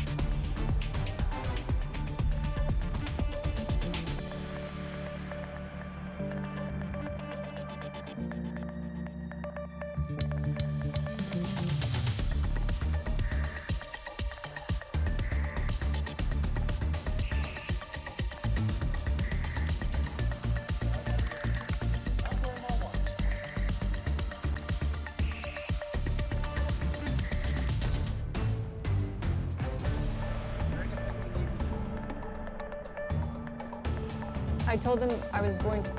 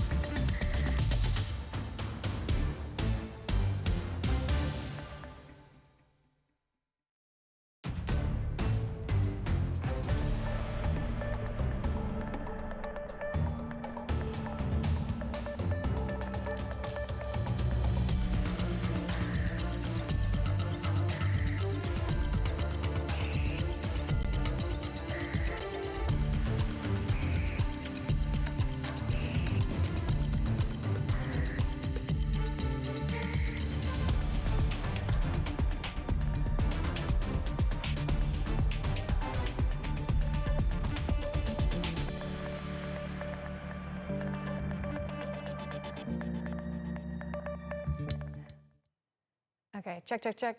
Hey, Sergeant Holes, can you hear me okay?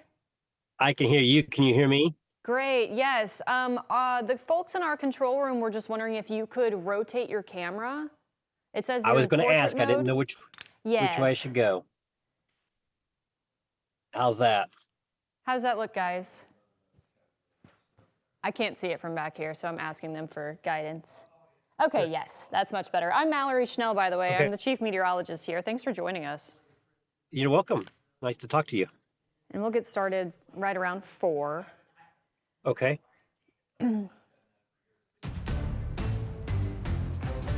said you're the chief meteorologist.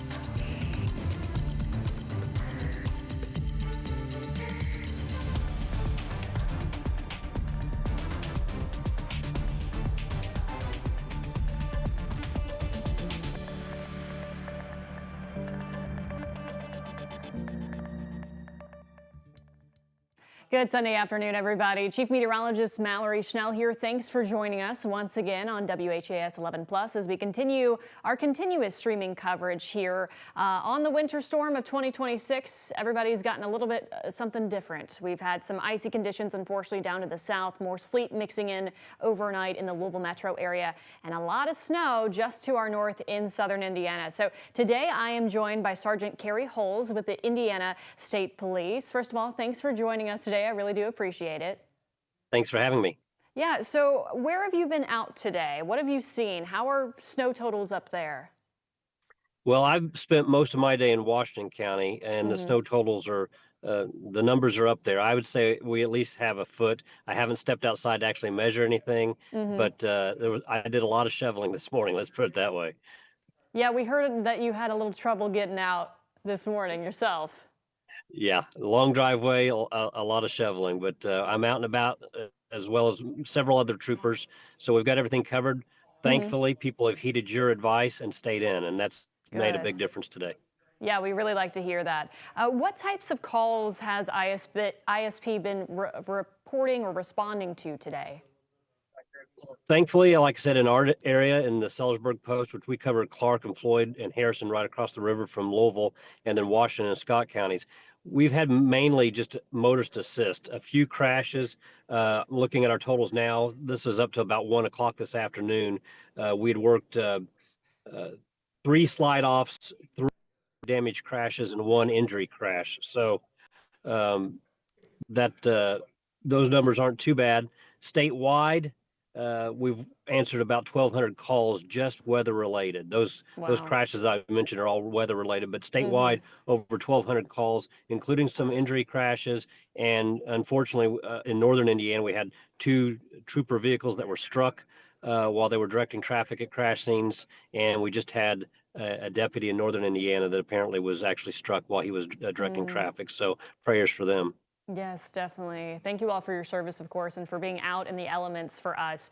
What would you like to tell people living around southern Indiana and Sellersburg? My main thing would be listen to you guys. The roads are still covered. You know, I've been in contact with all the troopers working. We're working a few minor things right across the river from you right now, but throughout the district, the highways are still snow covered. The interstate is still snow covered. State highway, the Indiana Department of Transportation is out nonstop. All their trucks are out. They're rotating constantly, going in and out. I've passed several today. But because it's still snowing, it's kind of slowed a little bit where I'm at right now. But 15 minutes ago it was actually coming down quite well. So the roads, even though they've possibly been plowed, they're going to be slick. The temperatures are extreme tonight. Tomorrow morning, even though the trucks are going to be out all night long, if you don't have to leave, don't. But we talk about the calm before the storm. I think our calm is kind of in the storm because people pay attention. They see it on the ground. They stay home. Tomorrow morning, when the work week starts, people will think, well, the roads have been treated. They've had some time. And I think maybe they won't take that due regard that they need to. So really want people to stay home if they can. But definitely, no matter what the roads look like, even if they look like they've been plowed and treated, you have to treat it with caution. Yes, definitely. Well, I appreciate all you do, and thanks again for joining me this afternoon. Sergeant Carrie Holes with Indiana State Police. You stay safe and stay warm out there. Thank you. Thanks. All right. Now, once again, thank you all for sticking with us on WHAS 11+. We're going to turn now to meteorologist Austin Evans and meteorologist John Gordon with a weather update. Thank you, Mallory. We've been keeping an eye on everything here, and if I could get actually max 3 in behind me. I know we're kind of changing things on the fly, but that's where I have radar pulled up, and we can take a wide look at the radar, our in-house radar, where we are seeing snowfall moving through portions of Kentuckiana. That looks like the ice situation, the sleet, the freezing rain, even in the southern counties, looks to have moved out. And you can see that. You can see the western edge of this storm now. You can see there is a light at the end of the tunnel here when it comes to the end of the snow. And in fact, just a few moments ago, and still, actually, I'm going to back it up and I'm going to show our camera real quick from Jeffersonville overlooking downtown Louisville. This is our First Savings Bank camera, part of our U of I Health camera network. And I promise Louisville's back there right now, but this is one of those snow bands that have been moving through. It sure is. Boy, the visibility there is less than a half a mile. You're going to accumulate snow so we're not done with our numbers. Even though we're on the low end of this, we're definitely going to be adding some. And this is adding a bit of a heavier, wetter snow, at least in comparison to what we saw yesterday. And at this point, we're not looking at any sleet or ice in there. Real quick traffic update, and taking a look at our 4-box Trimark traffic cameras here. Still snow-covered roadways, folks. So please stay home, really. That is the best thing you should do. And you should probably do that tomorrow as well. If you absolutely, try your best. And employers, understand your employees' safety. Don't make them come to work. It's not really all that worth it. But snow-covered roadways still, we're going to continue to see those roadways improve, hopefully, throughout the rest of the day. We'll take a look at the traffic tracker now, where things, again, moving slowly. This picks up on speed, not quantity. So we're seeing people moving slowly. But we can actually go now to the ROI camera. We got cameras all over the state, courtesy of the Kentucky Mesonet. Also, John Gordon's radar that he likes to play with, and he's been telestrating on over the weekend, really. So, John, what are you seeing? Okay, so folks, Austin just showed you kind of the back edge, which is down by Carbondale, Illinois. Notice that the stuff over us is moving from the southwest to the northeast. The stuff over Illinois is pivoting. It's pivoting from the northwest and will come from the west and then eventually push through. So we've got about another 2 hours of this, 2.5 perhaps. But let's look at some of the bands. First off, this is all snow. basically from Bloomington all the way down to E-Town. That is completely 100% snow. We've got bands. So let's go some of these bands. Some of these bands are really going to get into the metro of Louisville. That's stuff you see in Hardinsburg and Tell City, stuff in Brandenburg and Fort Knox and Radcliffe and Muldrow. All that snow is moving off to the northeast.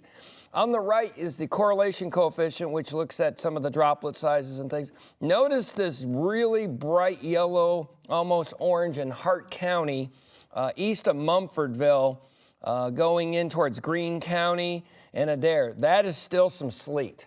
I can't believe it, this darn sleet. That's my least favorite word of this event, the sleet eater. That thing is still sleeting down there. But it is moving out. Praise the Lord. Anyway, so there's bands of that. Now over to the east by Jamestown, east just on the edge of our area, there's a little bit of freezing rain left. What's interesting, if you look at the temperatures on the Kentucky Mesonet, once again, that's free. Very few things in life are free. So look at the dividing line, how that warm air, Austin and Mallory and Matts, everyone's been talking about this. Yesterday at this time, it was 12 degrees on the border, 12 degrees. Now we're at 24 degrees, almost 29 degrees in Adair County as that temperature continues to come up and up and up and up. There's Cumberland County at 28.7, 29 in Russell County, 22.8. So the warm air in southern Adair County is going to be moving into that side soon. Let's look at some cameras. This is Adair County. That's 3 miles north of Columbia, so they got more sleet. If you're on the southern part of the county, they got more ice. Definitely a coating all across the area. They're 23 degrees with a, notice there's no wind. Well, there really is wind, isn't there? There is a bit of, it's not a major wind out there. That's a good thing. Because of the ice, it's frozen sensors. And, oh, well, yeah, you're right, you're right. I was about to be like, yeah, it's not that windy out there, but yeah, the sensors are frozen. Yeah, that's exactly right. So LaRue County, our friends in Hodgenville at the Abraham Lincoln National Historic Site, 17 degrees, no wind there too, which means they also got some ice. Let's take a look across, let's go to, we can pick a county. Clark County over there by Lexington, that's freezing rain and sleet as well. They're 18 degrees. We'll take a look at, let's go to Franklin County, our friends there in Frankfort. Looks like they got about 3 inches of snow, 3-4 inches, but a really shiny top. That means they were pounded with sleet. So you can see a lot from these cameras across the area. Marion County, about the same, about 2 to 3 inches of snow in there with a lot of sleet. It just compacts. It compacts, folks, about 60% of the snow. So the numbers should be much higher. But it was a sleet eater. Yeah, and that's been the key to how this has played out, the sleet eating into snow totals. You said earlier by up to 50% in a lot of ways. Yeah. We look at snow ratios. We look at how much water it takes to make snow and whatnot, and a 10-to-1 ratio is typically that's like a middle ground, a standard. Yeah, that's right. When you get sleet, that's closer to like 2-to-1. Yeah, it really cuts a lot of that moisture out, and of course, as we have learned, once a snowflake forms from water vapor, it doesn't turn into a snowflake again. It can't do that. Right. So that sleet forms from liquid rain. Let's look at the radar again. Yeah, let's take radar. This is the radar behind us, and we can actually stay on this camera because we can kind of gesture wildly at it. There's that ice I mentioned. Remember I told you about Hart County? The radar's overestimated. This is probably going up to this part of Hart County. These are the bands. There's the blast big band way on the northwest part of the screen. And the radar, we're saying that there's likely ice in Hart County because the radar site's so far away. It's picking up on it's picking up on the snow that's becoming sleet as it falls. But all in the metro, whether you're in Bardstown, you're in E-Town, you're in Louisville, you're in Mount Washington, you're in Sellersburg, New Albany, Brandenburg, Fort Knox, Hardinsburg, you're in Harned, all these communities, this is all snow.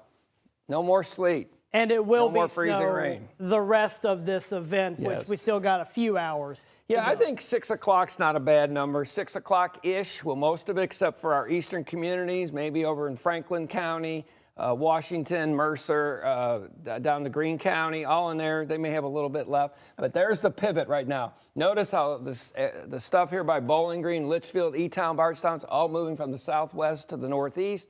Over here, it is starting to move from the west to east and almost northwest to the east. That's the end of the cold air coming in. We're going for pretty chilly temperatures tonight. Thankfully, we got cloud cover. If we didn't have cloud cover tonight, it would be a lot cooler. Which is what's going to end up happening tomorrow because we won't have that cloud cover to insulate us. I'll actually pull up our 7-day forecast because the whole forecast is a weather impact alert, and it's because of how cold it's going to be. You can see Monday's low, and I'm on max 3. You can see Monday's low of -3, -2 for Tuesday, -1 for Wednesday. And there is a light, though. There is some positive. You can see us starting to slowly dig out by Friday, the weekend. By Sunday, our low's in the double digits. Right, let's talk about Monday night's low, all right? So if you're in Campbellsburg, we've got almost a foot of snow. If you're in Paoli, you're in up by Fuzzy Zeller's Covered Bridge, you're up that way, and points to the north of Scottsburg. The low is going to be 15 to 18 below zero. Okay, that's that heavy snow band. If we clear out here in Louisville, I think that -2 will be colder, maybe -5. At the airport, it always measures a little warm. Yeah. But in the suburbs, anyone that's got ice, sleet, and snow on the ground, we clear out maybe -5 and colder. So please, my grandmother, I loved her dearly. She always told me to drip. She grew up in northern Canada, and she says if it's below 5 degrees, you drip. Period. I said on one of our streams, a lot of our building infrastructure has, in my opinion, I think have gotten a little bit better to maybe not needing to do that in a lot of situations. You know, the teens, you're probably fine. Right. We were at one of our faucets last night was dripping because just how cold it's going to be, just how cold There it's is going to be light at the end of the tunnel. So tonight, the clouds will save us for the most part, even though we'll be down 0 to minus whatever. But tomorrow night's really the cold night. That's really the cold night. And that wind chill as well, though a lot of our sensors aren't picking up on wind right now for obvious reasons. That's going to make it feel a lot colder. And that's why we're urging people. I know it looks fun. I've heard some sledding incidents as well. Be careful if you're outside. If you absolutely have to go play outside in the snow, and I get it, it's fun. You gotta cover every waking inch of your skin pretty much, otherwise it gets very painful and potentially dangerous, possibly needing medical assistance style dangerous. But we are, I believe, now going to go over to the desk. We're going to go join Mallory at the desk, so we can pop up a camera real quick to allow us to do that transition. But again, we've got this coverage going the rest of the day. We got an hour-long 6 o'clock on the way as well. So we're going to be keeping an eye on everything then too. That'll be live both on linear, which is television, but also on WHS 11 Plus. We're going to be on the Plus app up to that point, and it's a special 1-hour edition of WHS 11 News at 6. But we're going into, I'm not wearing my watch, but it's about 4 o'clock. 4:17, yep. 4:17.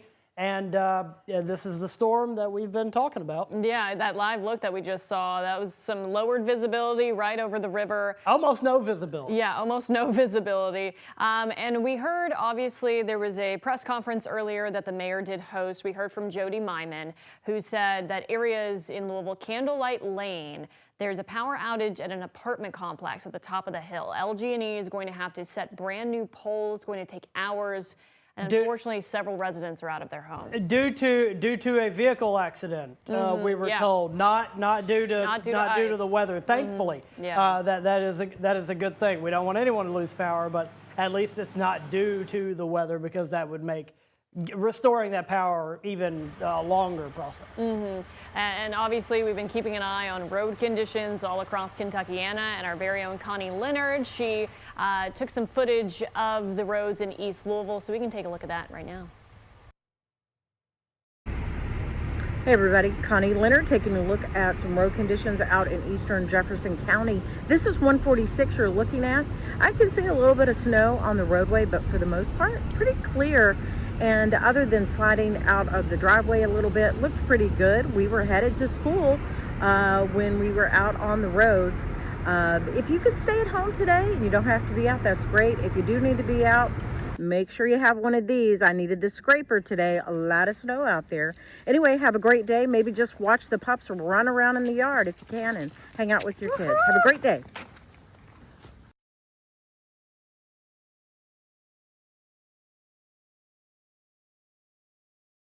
Like that, but you know, look right. Yeah, that was from one of our snows in December. But she did also do a mobile show earlier today talking about protecting your pets, of course, and we've been preaching that throughout this entire week. I'm an animal lover. I got my 3 beautiful cats at home, and they're all warm.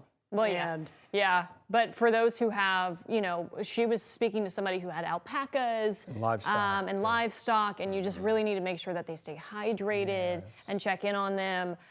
She was mentioning that one of those alpacas had hypothermia from a recent snow. But yes, many folks were putting tarps on the grass before it started snowing because, hey, if there's, 6 inches of snow on the ground, where's their dog gonna do the business? That's not something I grew up with dogs. I've never done this. I've never even considered doing that. I've seen this a lot it's more in genius. this snowstorm. It's really funny. It's genius. It's really smart. trending. There must have been a TikTok or something. Look who's that went on there. around. That's Megan Short's dog, Millie. And so cute. Corgis love the snow. Corgis love the snow. They're built for the snow. It's sort of, kind of, at least. They're real small. Usually things that are small aren't built for cold weather. But I've met a Corgi or two, and they have a lot of insulation. We'll just say that. Very, very cute. But yeah, just make sure the pets, they go out there, do their business, you bring them back in, they stay nice and warm because temperatures today, where are we at? I haven't actually looked at temps lately, guys. Are we in the teens, lower 20s, teens maybe? Well, when we were checking the Mesonet, we were pretty consistently in the teens. And that dividing line was way east of us. Right. So, well, yeah. Once that cold air. So kind of we got the cold dome over us, and it's going to be 16 here for a at the while. airport. 16 at the airport. Yeah. So right now what's going on is there's these bands of snow that are moving in, okay? In the metro and Louisville, we are not done accumulating. Not We've done got yet. about 2 hours of this left, and it will go from the northwest, or folks in Du Bois County, that will pivot east and eventually get out of by Frankfort, maybe by 7:30, 8 o'clock tonight. Du Bois County had from the National Weather Service, had the highest snow total in their public information statement. It was like 10.5 inches or something like that. Yeah, it's this just morning. outside of the viewing area. That's why we didn't mention it earlier. But they did have the highest snow total so far, as of 11. Allegedly up to 15 just east of Seymour. So anywhere just north, maybe 25 miles north of Louisville, if you put the line, that goes into Henry County as well. Henry County, Campbellsburg up by the state police coast is almost a foot of snow. So it was so close. But there's more snow moving in, 1 to 2 more inches. And we have some video of some kiddos playing in the snow, I believe. We want to take a look at the good side of this. we need something. Yeah. All right. The old hamper sled trick. We love to see that. Send us those pictures. We love this. Bundled up in the Spider-Man jacket. Look, Dahlia. That's Very great. Oh my god, that's so cute and clever because some of the hardware stores might have run out of sleds, but hey, when I went to WKU and we had one of those big snows, we didn't have sleds. You don't take a sled to college, so we were using everything but a sled. I wouldn't have wanted to sled down that hill. That's by the time you get to the bottom of it. Well, I did. Oh, you did? No yeah. injuries, no broken legs? No injuries, yeah. I went sledding. This was back when I was in high school. I went sledding and I hurt myself real bad with a friend of mine, Dakota Latard. I hope you're doing well. We did get some, they did mention, I believe, in the press conference that there were actually, I believe, 2 injuries due to sledding. So yes, make sure that you're doing it safely. Got to be careful. Watch out for what got me was the rocks. hit some rocks while sledding. Right. Couldn't see them, felt them though. So yeah. So. You want to pull up the radar? We can discuss that. Sure, yeah. If you will pull up Max 2, we have the radar looping back in there. I was kind of nudging it around. But that snow, we still have a couple of hours of it, as you can see here. This is the Max HG radar. Yeah, the back edge is now in the Commonwealth. It's pulling out of Illinois and in the southwestern part of Indiana. All that stuff is going to pivot towards us. So there'll be one last hurrah here in the metro, especially just a hair north of the metro. There's a really good snow band that will hit New Albany, over there to Clarksville, Sellersburg, and the Knobs. I wouldn't be surprised you get up to 1.5 inches more as this thing continues to pivot out of here. Notice we still got the annoying pink pushing out just east of Adair County, a little bit of sleet up to Hart County. That's pushing off as well. That will cut down the snow totals down in Hart County. And we'll continue this whole thing. We're in the end of the fourth quarter in the snow event, in winter event. End of the fourth quarter. We have some video of deer in southern Indiana. Let's take a look at that. They're deer. frolicking? Herd of deer lounging. It says lounging. Lounging even. Are they laying in the snow? Oh, there they are. Yeah, they're just kind of chilling. I wonder. There's the thing about livestock. They lay down when it's about to rain, and they don't allegedly. But the reason they do lay down is so they got dry grass to eat. It's not a wives' tale. It's a thing that they just do. I wonder if that also applies to snow. My mother used to say, I don't know if that's true. If you were 2,000 pounds, wouldn't you want to lay down too? Well, that's another thing about horses. Everyone's like, horses sleep That's a good standing. No, they point. don't. They lay down. I mean, you get tired, right? They're That's funny. That's funny. That's what she told me. Yeah, they're well- just frolicking out there. Yeah. So, why don't you check out that webcam again? I'm telling you, that webcam in downtown is pretty impressive. It still is. I know, I love that kid. Spider-Man. Spider-Man didn't ever need a sled, but I bet he would have had fun with one anyway. Oh, yeah. So cute. Yeah, keep sending us your weather photos, weather videos. There's a lot of ways you can do that. We have the Kentucky Indiana Cloud Watchers page. You can email your photos to us at yourphotos@whas11.com. Just send them to us at some point.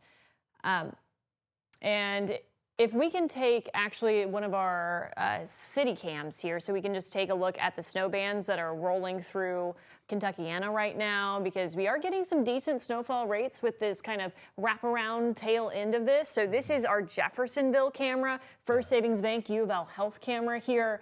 And roads are covered on the bridge, obviously, and that snow, it's still coming down. You can see the shadow, almost the phantom of downtown Louisville in the That's back. the last hurrah. So that's pushing through right into the metro right now. They're going to continue to accumulate some snow. This is all snow. There's no sleet in this, thank goodness. You're seeing 64 covered there under the 2nd Street Bridge. Yeah, it's kind of a mess down there. It's really nice to see not that many No cars, yes. Thank you. This is a day to just stay in and watch the snow fall Chill. outside. You got read a 2 book. great NFL games to watch while you're That- listening to us. That too. So if I heard correctly, do we have Reed Yaden? Reed! Or at least... Oh, we got video we have, from Reed. Yeah. Okay, yeah. We might have a shot from Reed Yaden and John Humphreys. Do we know where they are? Oh, okay. Disregard. All right, yeah. So this is a look at some of the roads. Looks like around the area. I think they might be going a little Not fast. too bad. Not gonna lie. Yeah. No real criticism, but I'm also cautious. I'm overly cautious when it comes to driving. They're on some interstate. I just trying to figure out where they are.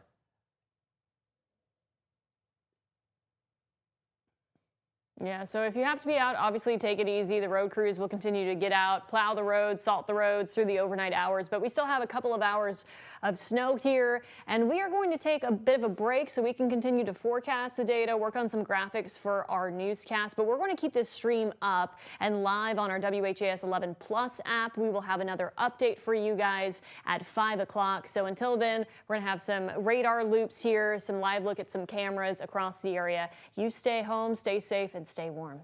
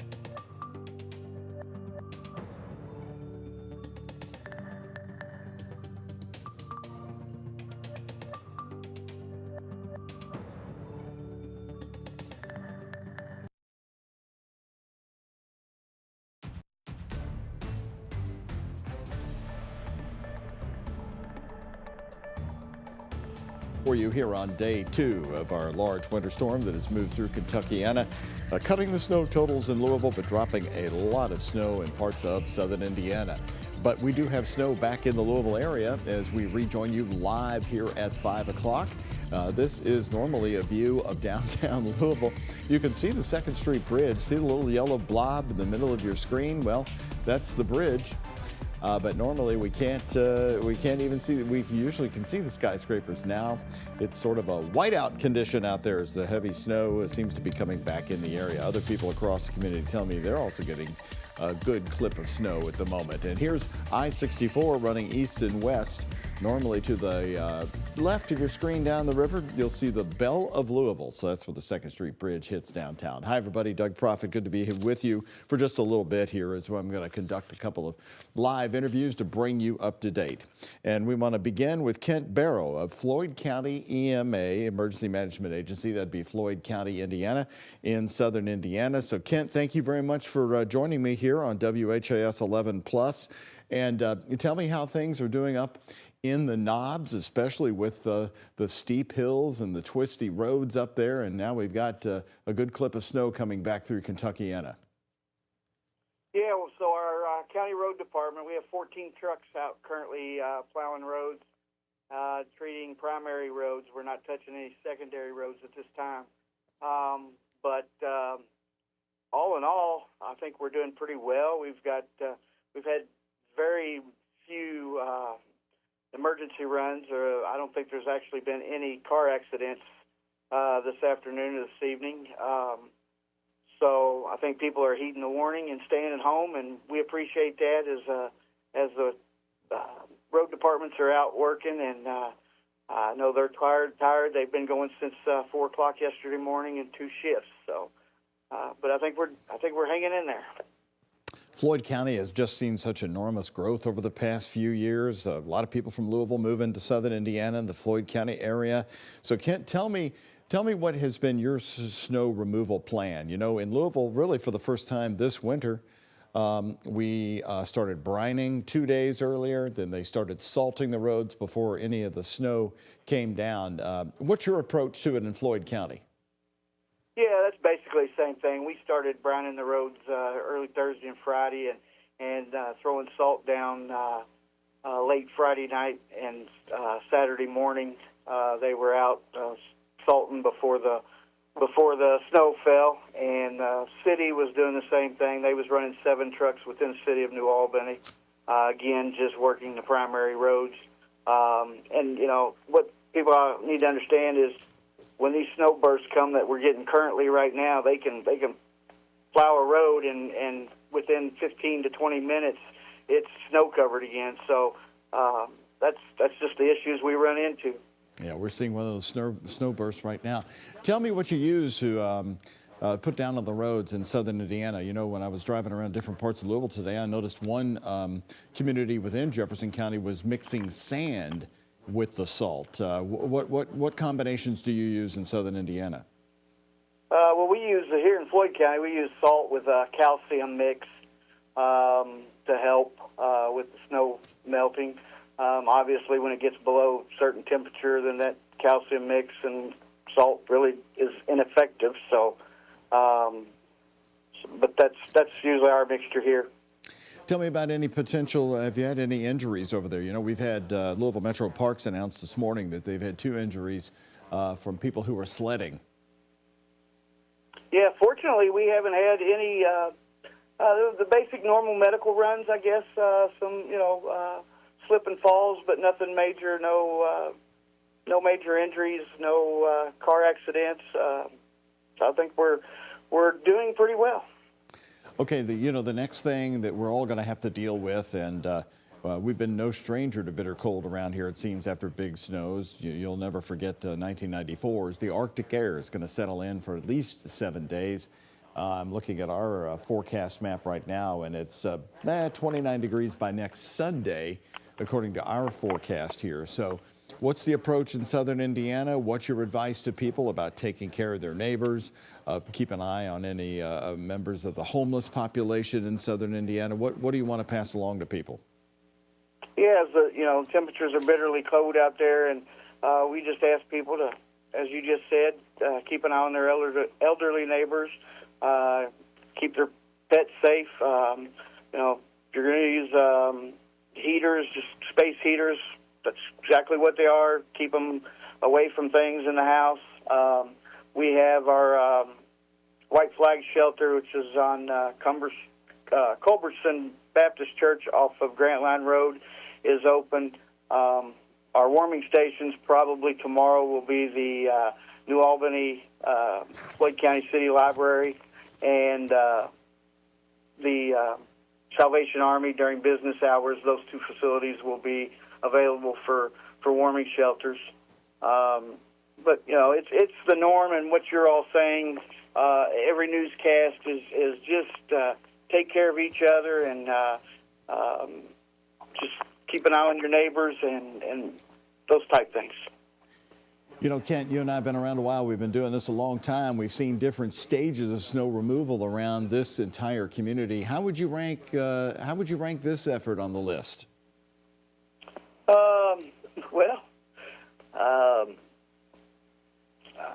Going back several years, I mean, this has not been the worst, but it's probably not been the. Obviously, it's not the best either. I think our departments are both city and county are doing the best they can, and they're working and trying to get that snow off the road as best they can. The issue coming up this week is the bitter cold temperatures. The sun's not going to be out really giving us a lot of assistance with the melting of the snow, and what little bit may melt is going to refreeze at night. So currently, our county's under red status warning, basically asking people to stay at home. Our county officials today, we closed the Floyd County government offices. We talked with the city, the mayor's office, and they're going to be open tomorrow.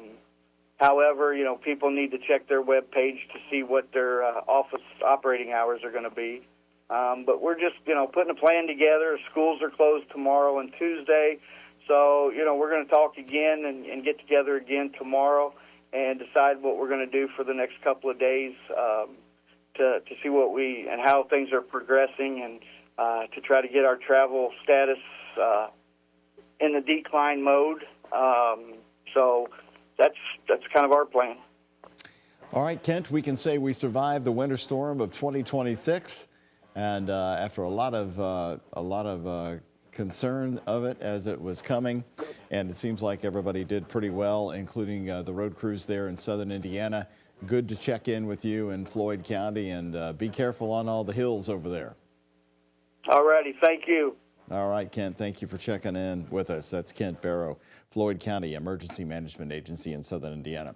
We've been talking about the snow bursts. They are pretty substantial. Let's check in with Mallory right now to see how long they're going to be with us. Is this what we call the snow burst, Mallory, a snow squall just coming through, or is it going to last a while? Not quite squall-like. We don't have a ton of wind there, but we're definitely getting some heavier snow showers that are rolling through, especially southern Indiana right now. Some spots really picking up a fresh 2 to even 3 inches of snowfall over the last couple of hours here. We're taking a live look from our IU Southeast camera. This is sponsored by IU Southeast. It's up in Scottsburg, part of our U of L Health Cam network. Temperatures today, we did see that warm nose try to warm some spots into the lower 20s down to the south. Louisville, we're back down into the teens as that cold air continues to crash in from the northwest. And because of that, we do have some wind chills in the single digits. So make sure, of course, if you have to head out today, obviously the roads are rough, but that you are bundled up as well. We're taking a 4-panel look at some of our Trimark cameras, the Snyder at Preston Highway, 65 at the Fairgrounds, the Watterson at Newburgh Road, and 64 at Blankenbaker. You can see there's definitely snow on the roads there. It's hard for the road crews to keep up with these heavier snow bursts that we have been seeing over the last hour or two. 2. 65 at Lebanon Junction looking pretty good down there. The Lewis and Clark Bridge is snow covered and pretty much nobody out on the road there on the East End Bridge. 65 at Hospital Curve, pretty quiet. The Watterson at Taylorsville Road looks like there's one lane that is cleared off at this time. Let's take a look at some of our snowfall totals, because off to the north in southern Indiana, they were pretty impressive. And just keep in mind, these were our totals as of 11 o'clock this morning, so they have increased. Just waiting to get some of those updated totals into the National Weather Service chat here.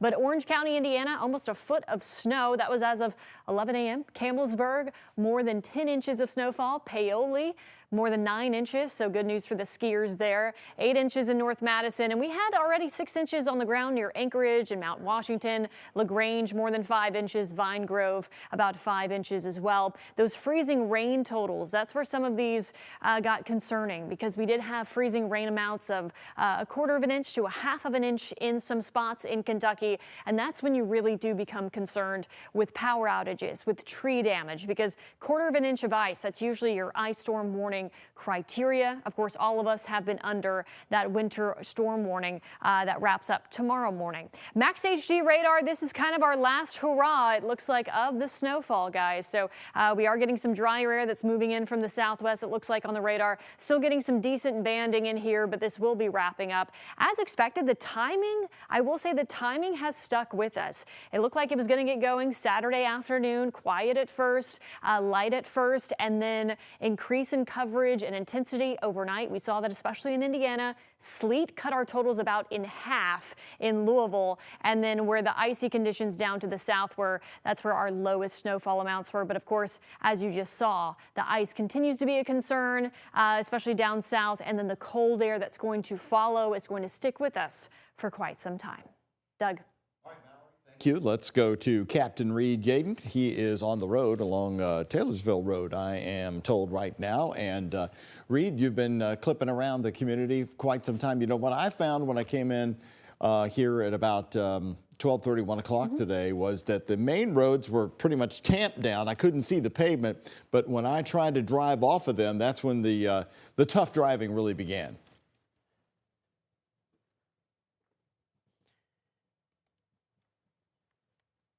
We've been out here for a while. Let's go ahead and we'll turn the road cam on right now and let you look at it. We're heading out to Taylor's Road. We're going to turn left at Hirschborn Lane, but we came out, basically all the roads are snow covered. It is tamped down where there's been some traffic on the heavier traveled roads, but you get off of that and it gets rather tricky very, very, very rapidly. People have heeded the advice and they are staying off the roads. I mean, look ahead on Taylorsville Road here. It's virtually deserted. Now, my belief is that when we come on in the morning, you're going to find these, particularly the interstates, they'll be working overnight. The snow is ending now, so they begin to get ahead of things instead of just trying to hang with it and get caught up. They'll get caught up and get ahead of it here. So I think you're going to see a lot of improvement here as the evening goes on, really, in terms of the things are getting cleared. But if you don't need to be out, it's just, and people are really heeding that advice in a big way, as you can see. We're doing things, Doug, it's kind of like the Sky 11 days here. Quite often on Sky 11 flight, we would have a separate internet feed up where we'd show you the raw video of what we were seeing at the time, regardless of what it was. If we were going to a story or whatever, and then occasionally we'd give you a little commentary. Well, we're doing that now over here on the Plus channel. With we're putting radar up there. You still see it, but we're also going to be using, in this particular case, our road cam. John and I are getting ready for the 6 o'clock news. We've been traveling around checking road conditions. We'll update everything there in the 6 o'clock news here on the Plus channel and over on the over-the-air channel. So we're just about to Hirschborn Lane. We're right at, Doug, you'll know where it is, right at Stony Brook here. Everybody recognizes that. But road conditions, no matter what road we show you, and we will show you a good sampling on both sides of the river in the 6 o'clock news, they're all going to look the same. They're covered, tramped down, and if you're lucky, you might see a little slush in places, but that can also be a problem as well. So, sit back, relax. We'll see you again right around 5:30 or so with another update. In the meantime, I'm Reed Yaden. I'm not. Yep. Before you drive off, go ahead.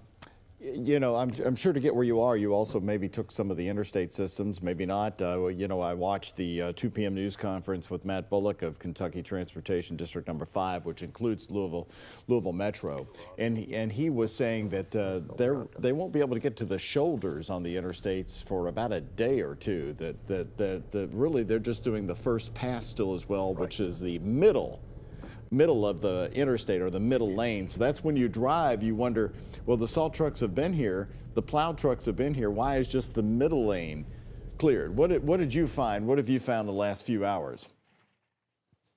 I found that when we got up on the middle lane open for you, then they work from there. And you're right, the shoulders, it'll be, you know, another day before they get to that. So that's kind of the typical plan. Here we are coming up on Hirschborn Lane, normally very busy. You can see it's virtually deserted, a couple of cars there. So we're going to swing Hirschborn Lane up to Shelbyville Road. And Doug, I'm going to go ahead and we'll leave the camera up here. You'll travel along with us. Hirschborn Lane is rarely deserted. I mean, so that's quite the scene right there. I mean, you're talking one of the busiest intersections in the community. So are you going to go? Are you going to go into J-Town and check out Gaslight Square, or are you going to take a left and head towards Shelbyville Road? We're taking a left and head towards Shelbyville Road because we found it both sides of the river. What you're seeing right now on that camera is pretty much what we've seen on both sides of the river all the way along. And Doug, I haven't seen it like this since '94, really, and you probably remember that too. The streets and roads are just deserted, as they should be. Everybody well, I thought, took you know, the advice, this and that's reminded good. me. It's going to allow. Reminded me, Reed, of January 5th, believe it or not, coming into the station. That January 5th was a Sunday. Today it was almost having flashbacks because I was telling the staff here that I was coming down Frankfort Avenue. There was a woman jogging in the middle of Frankfort Avenue. She wasn't on the side. She wasn't. In fact, I had to pull over so she could go by. So people are. Right. I mean, she obviously felt she couldn't ride or jog on the sidewalks, but it looked sort of like this. But we know these road crews have been working around the clock. They are everywhere. I couldn't blink without seeing one on the way into town. It's just this has turned out to be not a ton of snow, but just enough to where they're gonna need more than one pass over these roads to make them look better. That's exactly right, Doug. Multiple passes it's going to take. Each time they'll widen up a little more. And also at these temperatures, the salt and the brine are minimally effective, if any, because the problem is it refreezes rather rapidly before they can ever get around and get it scraped. So it's a battle they fight. It's kind of holding action until you begin to get ahead of it once the snow stops. And that's happening now. The snow is stopping. They're going to get ahead of things very rapidly. So for now, we'll continue with the road cam, enjoy the views, and enjoy the weather jams. The weather jams. Is that your pajamas with the weather jams? Snow tunes? I don't know. What's he talking about there? See, I'm thinking tunes. Like I'm weather thinking jams. music. I'm thinking music. I need to put on some music. I don't know. right now Doug to calls keep me us the awake. Weather Divas with John Gordon. The weather so. divas. Yeah, John Gordon, I'm still waiting the for leader, some leather jackets. the leader of the pack. The weather divas. Well, you guys give us an update too. I'm getting a lot of. I'm getting texts from people saying that Nashville, Tennessee, is a real mess. Have you all been able to I'm focus sure. What is going on in Nashville? Ice. Ice. So I saw some reports that there's probably insane amounts of power outages in Nashville. I haven't actually looked up the numbers.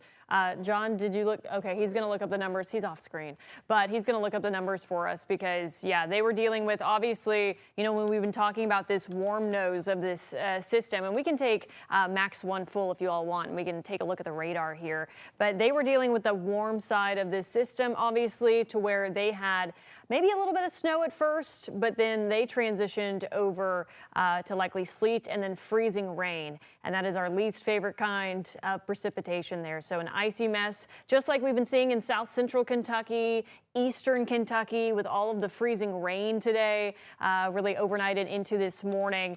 But take a look at this Max HD radar showing that this system, it's not only moving out, but precipitation, we had some banding there and it's starting to fizzle. So timing, the models got this pretty right in terms of timing. Obviously, the sleet cut down those totals in Louisville in about half. It ate up what the snow could have tapped into. Southern Indiana, you're dealing with those double-digit totals. And then, unfortunately, we had more of that sleet and ice the farther south that you did go throughout Kentuckiana. But snow is beginning to wrap up and probably will continue to do so, it looks like, over the next hour or so. So about Nashville, real quick, just did a little bit of Googling. And Nashville, NES Power, which is Nashville Electric Service, their outage map was just a second ago completely inoperable.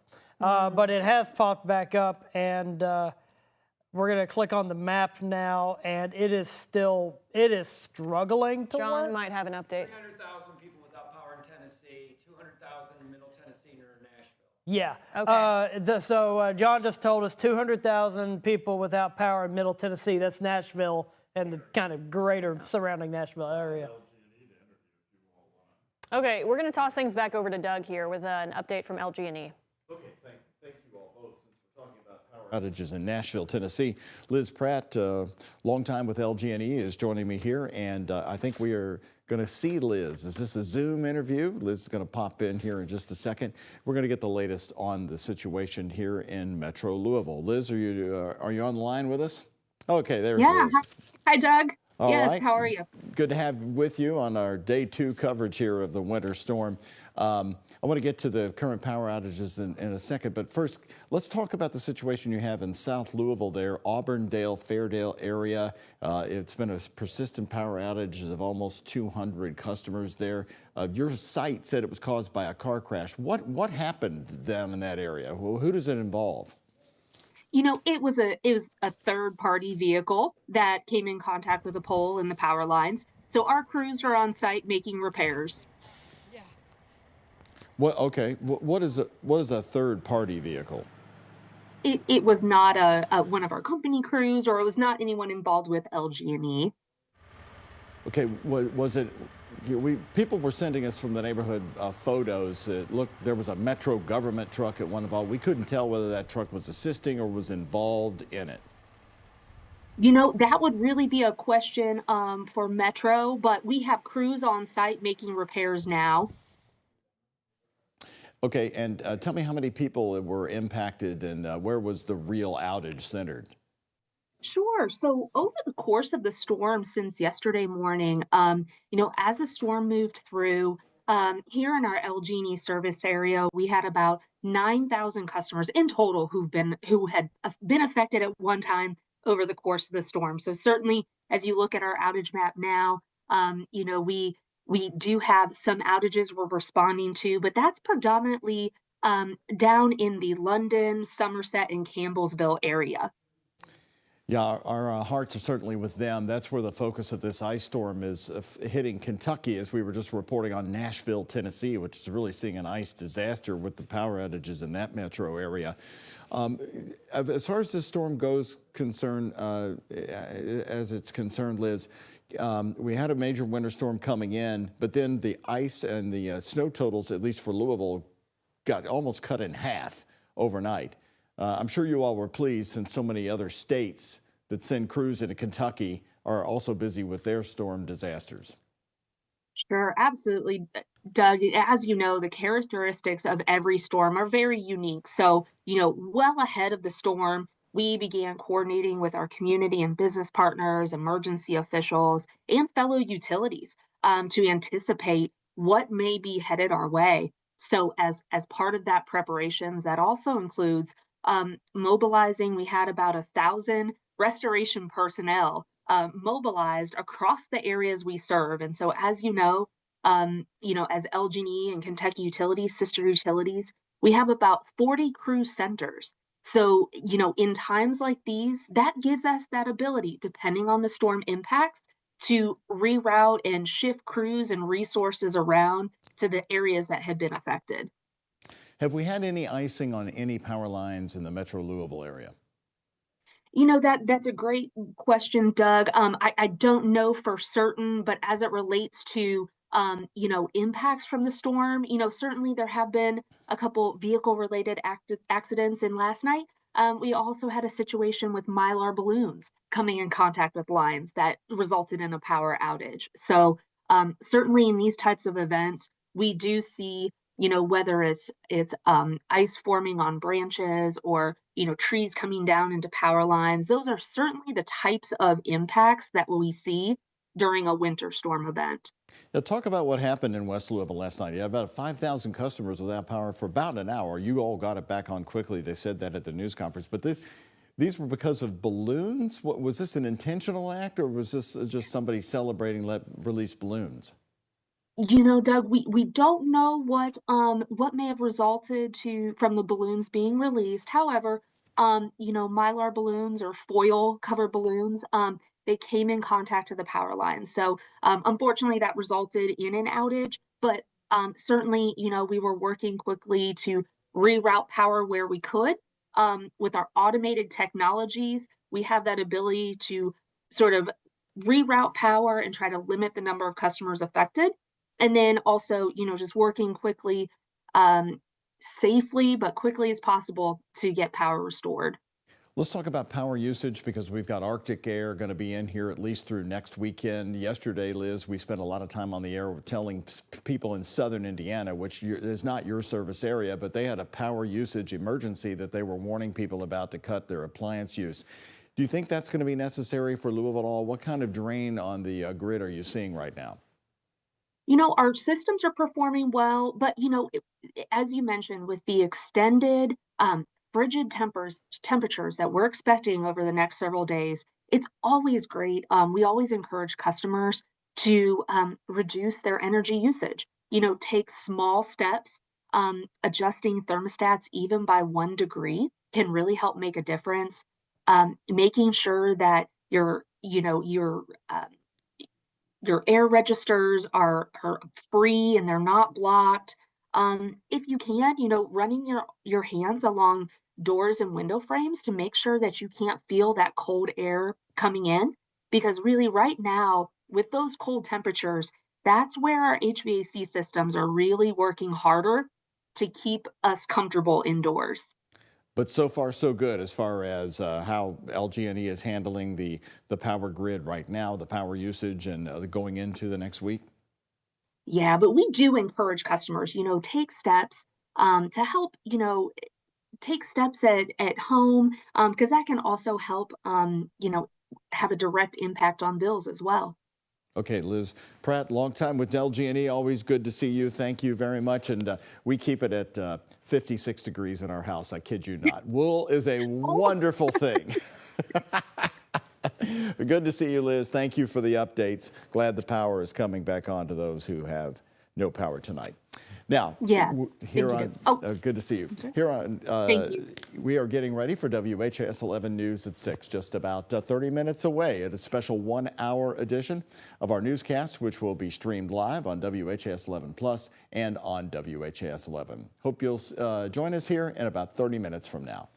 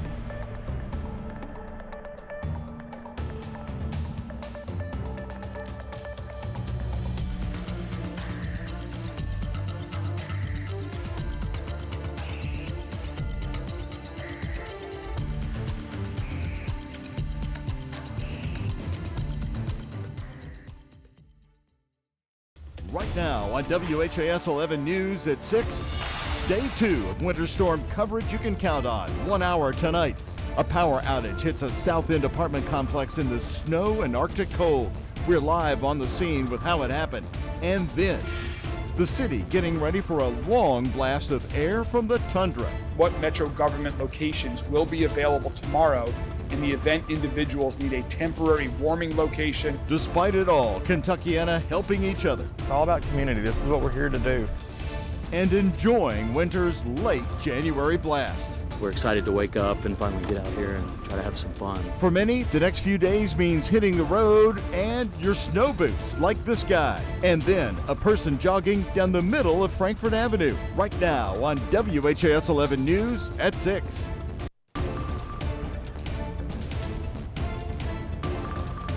Live right now here on WHAS 11 News at 6 o'clock, we are showing you 4 live views tonight of different major interstates in the expressway systems in Louisville. But right here, you are seeing downtown Louisville now in the clearing as we had a big snowburst come through here a little bit ago, and the 2nd Street Bridge moving pretty well there tonight. And take a look at this, the incredible video from Kentucky Transportation into our newsroom. We're going to show you that in a minute. Here they are, 8 plowing trucks all in a row. This is on the Waterston Expressway today in tandem with each other. And look at this. With this approach, they can clear every single lane of the wide Waterston Expressway. Quite the scene. But the still developing story of this massive winter storm is the ice storm that hit our fellow Kentuckians. Bowling Green, Kentucky police stationed on the icy roads to keep people off of them. The governor reporting nearly 69,000 customers across the southern part of the state without power in the icy areas of South Central and Southeast Kentucky. Hello, everybody, and very good to be with you for this 1-hour special newscast, Day 2 of the winter storm, our continuous coverage. I'm Doug Proffitt. I'm going to be interviewing Louisville Mayor Craig Greenberg right here in just a second at 6. But first, no school tomorrow for JCPS, and Tuesday they're off, and no NTI. Both are being called traditional snow days. Also, Jefferson County Catholic schools will be closed tomorrow. At 2 o'clock today, we did get the latest from the city in a news conference. Here's some of the top comments from the fire chief, Kentucky Transportation in Louisville, LMPD, and the deputy sheriff. Jefferson County Sheriff's Office has made the decision to temporarily suspend the enforcement of setouts and evictions until a minimum of February the 2nd of 2026. The dangerous temperatures we're experiencing create real and immediate risks. No family should be forced from their home during conditions that could put their health or their life in jeopardy. As of just a few minutes ago, we've removed a total of 25 vehicles off the snow route. And then another 10 additionally were impounded. Since the onset of this weather event, LMPD has responded to a total of 61 vehicle collisions. But I will say that this afternoon especially, we've had the opportunity for 6 or 7 trucks that we run in echelon, which are kind of in tandem and separated so that they can get multiple lanes clear in one single pass. If you're a person that has normally eaten out or ordered, maybe you haven't used your stove or your oven in a while, make sure it's clean before you use it. Another thing, if you realize that there is something burning inside of your oven, keep it closed, turn it off. I hear the fire chief speaking there. You know, it started snowing heavily again late this afternoon in Louisville. So when is it going to be ending? Our chief meteorologist, Mallory Schnell, has updated the timing on the exit of the snow, but then the grip of the Arctic air. Yes. Mallory? So good news, bad news, depending on how you see it. The snow, it is done here in the Louisville metro area. It has wrapped up the entire system, pushing off to our east and northeast. And anything that we had over the city has now fizzled. Max HD radar showing just that. A much different picture compared to 2 hours ago when we were seeing some decent snowfall rates and snow showers over the metro and into southern Indiana. The tail end of this is wrapping up very quickly as this entire weather system continues to track off to the northeast. So a lot of snowy conditions from Ohio over to Maine, and then we even had some severe weather. This is how dynamic the system is. So severe storms with tornado warnings down in areas like southwest Georgia today. In terms of our snowfall totals, yes, Indiana got the brunt of it. The heaviest snowfall was just north of the river, Orange County, almost a foot of snowfall. Keep in mind, these reports came in at 11 a.m., so they're likely higher. Campbellsburg, about 10.2 inches. Across the Louisville metro, seeing a lot of reports anywhere between 4 to 6 inches. Paoli, good for the skiers up there, more than 9 inches of snowfall. So all of that sleet that we had overnight pretty much cut our snowfall totals in half here in Louisville. But we didn't deal with the worst of the ice that was elsewhere across Kentucky, and that's why we're seeing more power outage risks down in south central Kentucky and even over into eastern Kentucky as well, where some areas picked up 1/4 of an inch, 1/2 of an inch, or even 3/4 of an inch of ice there. Temperatures, though, still very, very cold. We are in the teens with even colder wind chills, and the areas that are not registering the wind chills on this map, that's because the weather sensor is frozen due to the ice earlier today. But you can see a wind chill right now of 2 degrees in Louisville, and we're just going to get colder from here. We do have a cold weather advisory in place tonight through Monday evening, and then an extreme cold warning beyond that. And of course, we'll talk much more about this winter chill. That's coming up in our 7-day forecast. Doug. Mallory, thank you. Glad to have Louisville Mayor Craig Greenberg with me here on the set tonight at 6 o'clock. And the mayor implemented a new snow removal plan this winter. So you watched all that video. We sitting here of the state in tandem there. This somewhat what you guys are doing now with extra brining and salting earlier. Yes, KYTC is a good partner of ours. They're responsible for the highways in Jefferson County. And I learned a new phrase today, Doug. I was speaking to the Kentucky Transportation Secretary, Jim Gray, earlier today, and he was telling me about that. That's called an echelon, when you see that synchronized plowing to get it all off. So it's quite impressive. It is. I do want to ask you about the power outage. Sure. You know, really one of the only power outages that LG&E's been dealing with in Auburndale. You're able to confirm that that happened because of a Metro government truck. What were they, salting in the area? Yeah, we did have an accident with a Metro plow truck that ran into one of those poles. But yeah, you can see it right there. The good news is that plow and that driver, they are back out plowing the streets, a dedicated employee there, and the power is back on. I've just been alerted to that as well. So that is the only accident that we have had throughout this entire significant snowfall event. I'm incredibly proud of our team that's working 24/7. Do you know how it happened? I don't know all the details of how it happened. I think it had something to do with, as you could see in that picture, it was raised to get the salt out, and it clipped something, and that's my understanding how it happened. But again, a minor incident compared to what's going on here. And also, when you talk about accidents, our numbers are relatively low, and I'm really, really thankful to everyone throughout the entire city that's been listening to the warnings, that's been staying home today and keeping off the roads, that's kept people safe, that's kept our crews safe. And now that the snow has ended, it's going to make our job easier to get the snow off the road. So we're encouraging people to remain at home over the coming day. You acknowledged in your news conference at 2 the lower snow totals that Louisville got, but really the big issue for us is going to be the Arctic air. I'm looking at our forecast; it's not going to even be above freezing even to next Sunday. So, tell us about the warming centers and the importance of our public libraries. Yeah, that's one of my biggest concerns here. My biggest concern over the next 24 hours are freezing cold temperatures that will continue, and also just people's patience. Everybody wants to get out, which I understand, and we're asking people to stay home for one more day. But we are concerned about the freezing cold temperatures, and so we have lots of places that folks can go. All of the shelters are open and taking everyone, and we have people that are on the streets every day looking for people without homes, providing them with transportation to shelters, encouraging them to come inside. Also today, the libraries were open until 5 p.m. Tomorrow, we have 4 libraries that are open, and we have 2 neighborhood places open as well. You can see all of those online at louisvilleky.gov. They're spread across the county. Those are for temporary warning if you happen to lose power or if you need a place to recharge your phone or something like that to make plans. What kind of crowds and groups of people are the libraries getting? Have they been busy? What kind of reports are getting? I know you visited one. Yeah, I visited the Northeastern Library earlier today to thank the staff for coming in.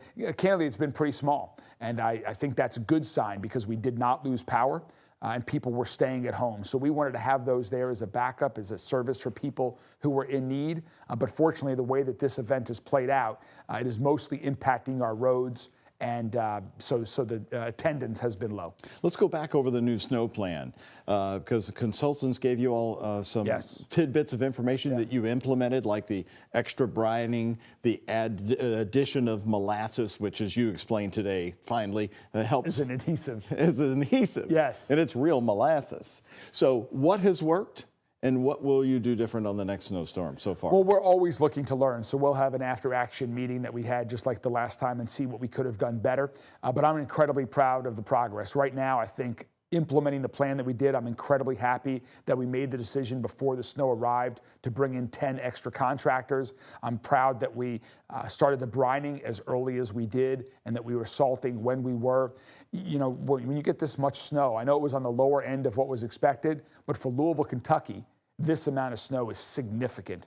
And so to have 70 trucks on the road, we'll get there hopefully by tomorrow night now that the snow has stopped. You've been around here a long time. You know we have a history in Louisville wanting to hedge our bets. Will we really get it? Or is the Ohio River going to separate the storm and make it go? Do you think the drumbeat, though, that people started finally listening maybe Wednesday of Thursday is what kept people off the roads and that they've stayed, you know, out of the way of the salt trucks? I think it is. I'm incredibly pleased that our city takes these warnings very seriously, as they are. We don't want people to get hurt. It's not because we don't want people to have fun or we don't want them to enjoy themselves. It's for their own safety. And so we want to protect them from car accidents, from exposure to this Arctic temperature that we're having. And so I hope people had a good Sunday at home and got to do some things that they might not otherwise if they would have been out and about. All right. Mayor Craig Greenberg with a lot of good new information coming in here at 6 o'clock. We thank you for sharing that with us. And you know Reed Yaden, been around a long time, and Reed is on the road. He is joining us live. So Reed, what roadway are you going to show the mayor here? How's it looking? We're heading out 22 after having come up Shelbyville Road, and we're heading on Highway 22 now, but everything the mayor said is certainly very evident. People have heeded the desire, as we show you the road ahead here, to stay off the roads today. The roads are virtually deserted, as you can see, whether it's southern Indiana, downtown Louisville. We came out Bardstown Road. People have really heeded it. Now the crews are getting out. They're out. They're going to continue working through the night. And gradually, you're going to see things clearing up, but it's not going to be instant, though. But a lot of good, dedicated work going on here. A lot of pre-preparation went on, and I think it all paid off, as you can see from what you're looking at here, both recorded and live. As we continue on out to Highway 22, we are going to be heading on toward Brownsboro Road. Check out that area, and then we'll head back over toward Shelbyville Road and Bardstown Road for you. So for now, Reed Yaden live in Storm Chase 11. Mallory, I believe you've got some weather coming up here that we're all anxious for. Getting right to Mallory for another update. Reed, thank you so much as we are giving you another live view of the roadway. So important right now. Reed down in the neighborhood areas of US 22 and Mallory. Once again, this sort of matches up with what the mayor was saying. You can barely see the pavement, but at least that snow is packed down pretty good for these cars. Yes, and as we've been mentioning, that snow has wrapped up for the night. So hopefully those road crews can get out and about, continue to plow, salt, just stay at home, guys, because trust me, you don't even want to be out with the cold temperatures that we have in place. But let's take a look at some of our weather headlines because, of course, they're all about the snow right now. So what happened overnight and into this morning? Yes, we had sleet in Louisville. There were heavy bands of snow that were rolling in from the southwest. They stayed north of the river. South of the river, we had just enough of that warm nose, that warm layer that we've been talking about all week. Where is it going to set up? Well, hey, it moved as far north as Louisville. And because of that, we had a lot more sleet. And what happens when you have sleet basically cuts your potential snow totals in half. So that's what happened here. Those double-digit snow totals in Indiana, just off to our north, over to Ohio as well. And then unfortunately, with that warm nose that continued to creep northward, an ice storm in southern Kentucky, eastern Kentucky, down to Tennessee as well. So in terms of how much snowfall many areas have picked up, Louisville area, I've been seeing a lot of reports of 4, 5, maybe up to 6 inches of snowfall just across the river. Some reports of 7, 8, maybe up to 9 inches. And then those highest amounts have been obviously up near Scottsburg, Paoli. As we mentioned, as of 11 a.m. this morning, they had 9 inches of snowfall. Seymour, up north of Seymour, 14 inches of snowfall in Columbus, Indiana, and then lower totals the farther south that you do go because, of course, the abundance of the sleet and the ice. And we have had some reports of 1/4 of an inch to 1/2 of an inch, as much as close to 3/4 of an inch of ice in some of those areas that were impacted by the freezing rain overnight and into this morning. And we've been talking about, as I mentioned, that warm layer or that warm nose all week, and it's very, very important when you are predicting and tracking winter precipitation, because even though at the surface we were so cold, temperatures have been in the teens, maybe lower 20s, you need the entire column of air above you to be below freezing for snow to fall. So we had that in southern Indiana. But as far north as Louisville, we had this shallow warm layer. So the snowflake melted, refreezed as an ice pellet, and fell as sleet. Farther south, we had a wider or larger warm layer there. And really that snowflake wasn't able, or that raindrop is what it became, was not able to refreeze until it hit that freezing surface and created a glaze. So that's what we saw, especially in southern Kentucky, south of the parkways. We do have our winter storm warning still in place through tomorrow morning. Even though that snow is wrapping up, travel impacts still expected, of course, this evening and into tonight due to those snow and ice covered roads. Max HD radar, you can tell how quickly the system got out of here, just kind of fizzled out in the last hour, right at 6 o'clock. Drier conditions all across the board. A few spotty snow showers down in maybe our southeastern counties around Adair County.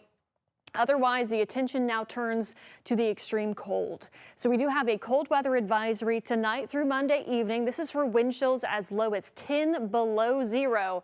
And then beyond that, an extreme cold warning. That's a step even further Monday night. So this is from Monday evening through Tuesday morning due to wind chills as cold as 10 to 20 below zero. Our 7-day forecast is all red because it's all very cold. Temperatures only topping out in the teens and 20s through your 7-day forecast. Those overnight lows will be in the single digits above and below zero with even colder wind chills. A few potentially light snow chances not out of the question. Nothing big there. Once again, the bigger story here is the extreme cold. Doug. Mallory, thank you. This statement just out from LG&E due to the extended frigid temperatures hitting the region and expected higher energy demand. LG&E encouraging everyone in the LG&E service area to reduce your energy usage, which can help directly impact bills and also lessen potential strain on the regional electric grid. So once again, they're asking folks to not use as many essential appliances if you don't have to conserve energy, as we're expecting a huge increase in the power usage with the Arctic air in our community for quite some time. 1 hour ago, I also interviewed Liz Pratt of LG&E, and I asked her about that power outage. About 200 customers in the South End today. LG&E says it was caused by a crash and it damaged their utility poles. You know, it was a third-party vehicle that came in contact with a pole in the power lines. So our crews are on site making repairs. All right, another major power outage happened last night when LG&E says someone released a group of Mylar foil balloons and they got tangled in the power lines in West Louisville, knocking out 5,000 customers, but they did restore power in about 1 hour. WHS 11's Travis Breeze and photojournalist Levi Hammer have been checking out the roadways across Metro Louisville today, also finding a lot of people helping out one another, and this has really been the message of this big winter storm. Let's join Travis now to get the latest on what you found today. Travis? Hey there, Doug. We are on East Market Street right now in New Lou. This is supposed to be a two-way road, but you can see really only the eastbound lanes are kind of cleared right now. I wanted to come over here because there has been a lot of work on this area for the New Lou Streetscape project. What I'm standing on right now is kind of a green buffer zone for the new bike lane. So I wanted to see if they had marked it to make sure that the snowplows didn't hit them, and they did indeed do that. There are 4 orange cones at this intersection, and you can see right here that is the new extended curb. So good job here. They marked these. Doesn't look like anyone has hit them. Like you said, we spent a lot of our day today speaking with the people who felt the need to go out into the community and make sure their neighbors were taken care of. The roads were bad on Sunday, but our plow crews were hard at work. In addition to the snow, temps were in the low 20s and expected to drop on Monday. We've handed out hand warmers, toe warmers, some gloves, toboggans, scarves. Chris Duvall and Hip Hop Cares, a homeless outreach organization, were handing out supplies under the I-65 overpass on Broadway. Yeah, she's got you. Okay, you take care, okay? Okay. Homeless shelters will likely stay under Operation White Flag for a few days, opening up additional space. On Baxter Avenue, we helped Athena Caicedo, a U of L med student, dig her car out. What do you think about this storm so far? It's a pretty bad one. I think the last time I seen one this bad, I feel like it was in high school in Lexington. After about 5 minutes, she was free. All right, see you later. Remember to pack a shovel in the car. And then there's some who don't need a plowed road, like Jonathan Dunn of the Rough Cut Jeep Club. What are the measurements on those tires? Those are 40s. 40 inches? Yep. Dunn and about 20 drivers have been giving rides to hospital workers, even dropping off a security guard at their shift in Rubbertown. It's all about community. This is what we're here to do. We enjoy doing it. There's several Jeep clubs out there that are doing it. Take advantage of it. There's numbers out there to be called. Helping your neighbors looks different across the metro. Many people doing what they can. If you need a ride from one of those Jeep clubs, Dunn encouraged people to reach out to Metro Councilwoman Crystal Bast on Facebook. Yes, it is very cold out here, but the snow is subsiding. We can actually kind of see the sun kind of over the highway right now. So it does feel like things are lightening up, Doug. Okay, what a big change there. Great eyewitness report on the exit of the snow. Thank you very much, Travis.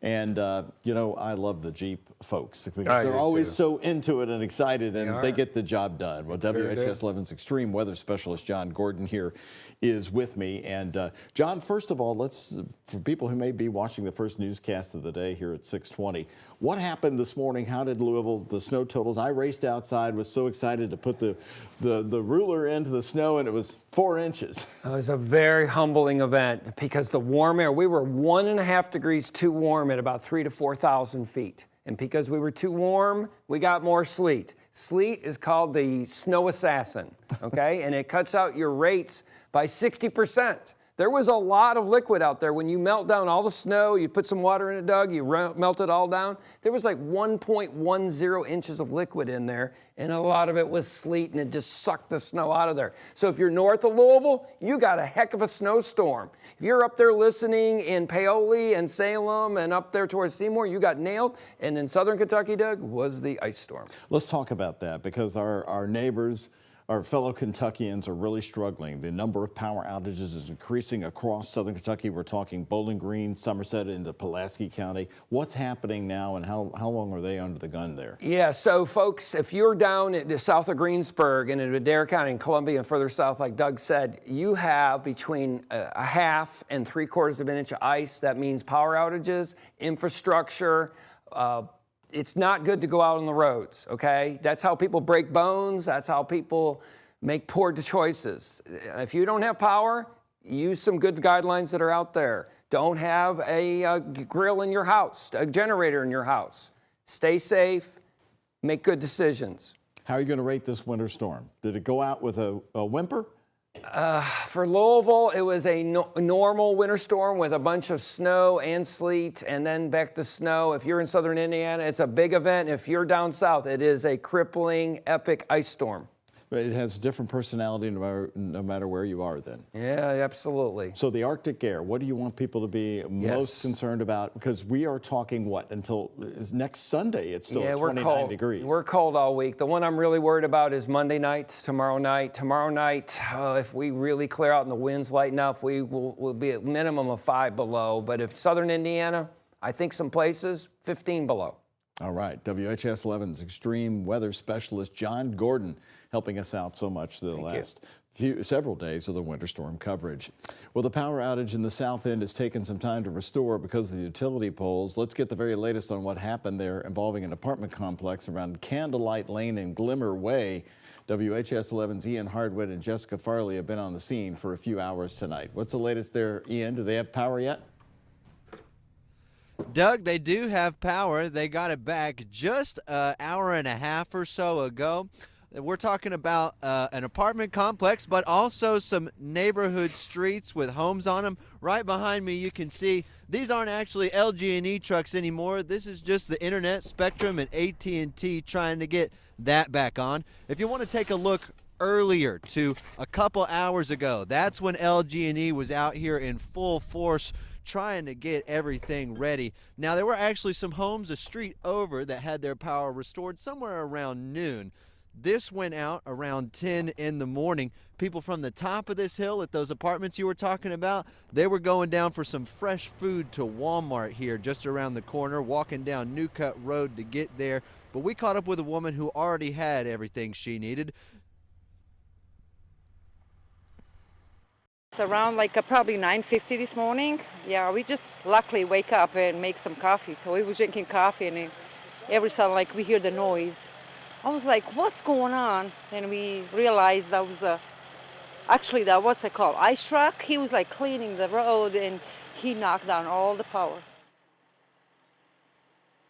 Zakira Sadikovic there, she went right back to shoveling the driveway after her power came on. She said she didn't want to get out and do it if she couldn't go back inside to get warm. As far as this road over here, it goes all the way up this hill. These are some of the more dangerous, steep streets that Metro does plow. However, nobody's been through here since the snowplow came through earlier, and the back dumper that was pushing out the salt, that's what got caught in the power lines here earlier today.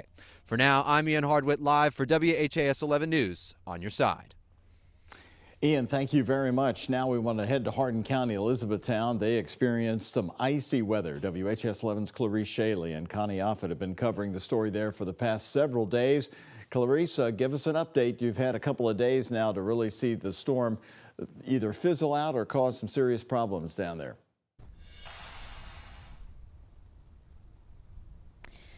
Well, Doug, we can see some flurries of snow still coming down, so there is still some action with the storm here, and the roads still have a little bit of a glaze of snow on it as well. The Hardin County Judge Executive actually closed all government offices just recently, and a lot of the businesses around here are also closed, so people who are just looking for a place to eat really aren't able to find one, but there are still some businesses that are open. Actually, a hotel, we caught up with some of the people there.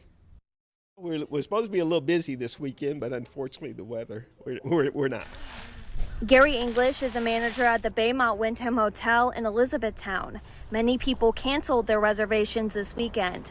Others, like some construction and healthcare workers, are stuck inside without work. But it's not just out-of-towners staying at the hotel this weekend. We have a lot of locals here that's fear that their power is going to go out, and also their fear that they can't, they're in some rural areas, so if they need to go to work, they can't get out of their the area. This hotel is located about 6 minutes away from the Slim Chickens. On a normal day, it's about 20 minutes now. Paul Brum is the general manager of Slim Chickens in Elizabethtown. Instead of driving back and forth from Louisville this weekend, he also got a hotel room. Sunday morning is inventory day, so I had to go in and do the inventory and do all the numbers and stuff. And since I was there, I did some extra cleaning and stuff to occupy my time. You guys open? No, ma'am. I was the only one there all day.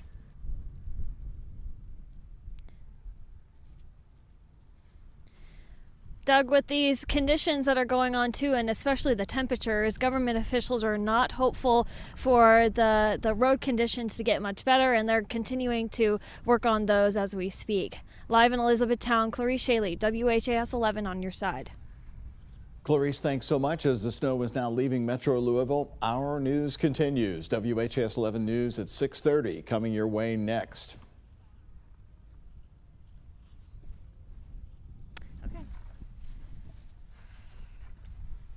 Let's head there to the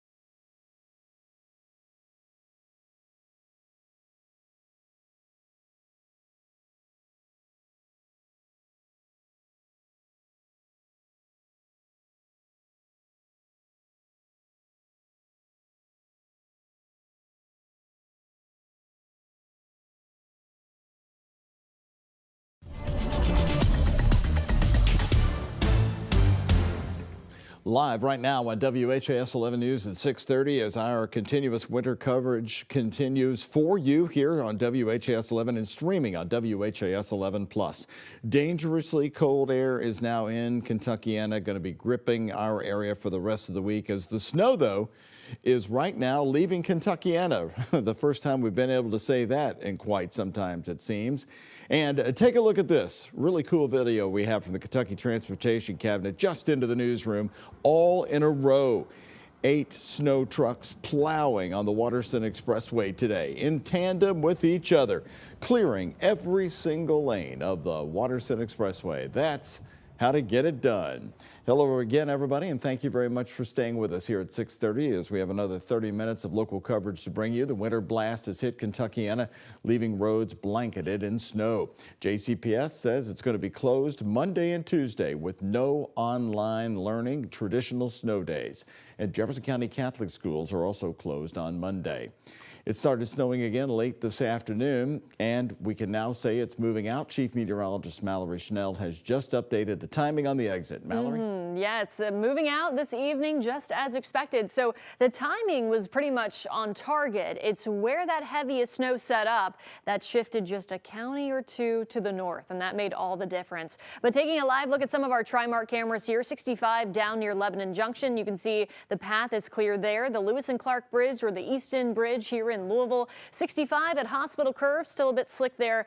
And the Waterston at Taylorsville, that is pretty snow covered at this time, so take it slow there. Max HD radar, the bulk of this snowfall, yes, it has moved out. There's a few very thin bands around E-Town over to Bardstown, maybe a few additional flurries here or there moving into Jasper. But the main portion of this winter storm is now trekking off to the northeast and dumping a lot of snowfall in Ohio, Pennsylvania, New York, up to Boston and Maine. You have more of that icy mess, unfortunately, in Virginia, down to the Carolinas, and then severe weather today in areas like Alabama and Georgia. Very dynamic storm there. Now, these snowfall totals were last updated by the National Weather Service as of 11 a.m. We're starting to get a few more trickling in here, so we will update this list before the 11 o'clock newscast. But as you can tell, the double-digit snowfall up in Indiana, that was the winner there. So that's where we saw those very heavy snowfall rates overnight.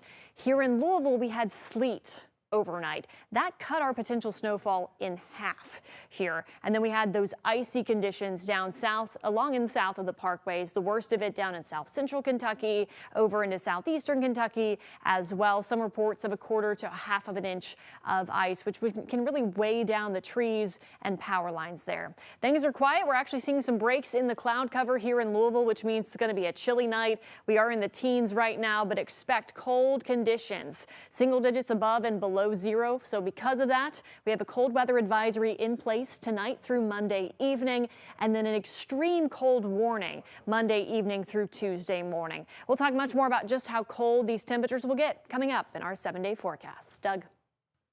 Thank you very much. And joining me for a live interview now is the Director of Louisville's Emergency Management Services, Jody Myman. And Jody, it's good to see you. You have spent a lot of time with the UPS disaster.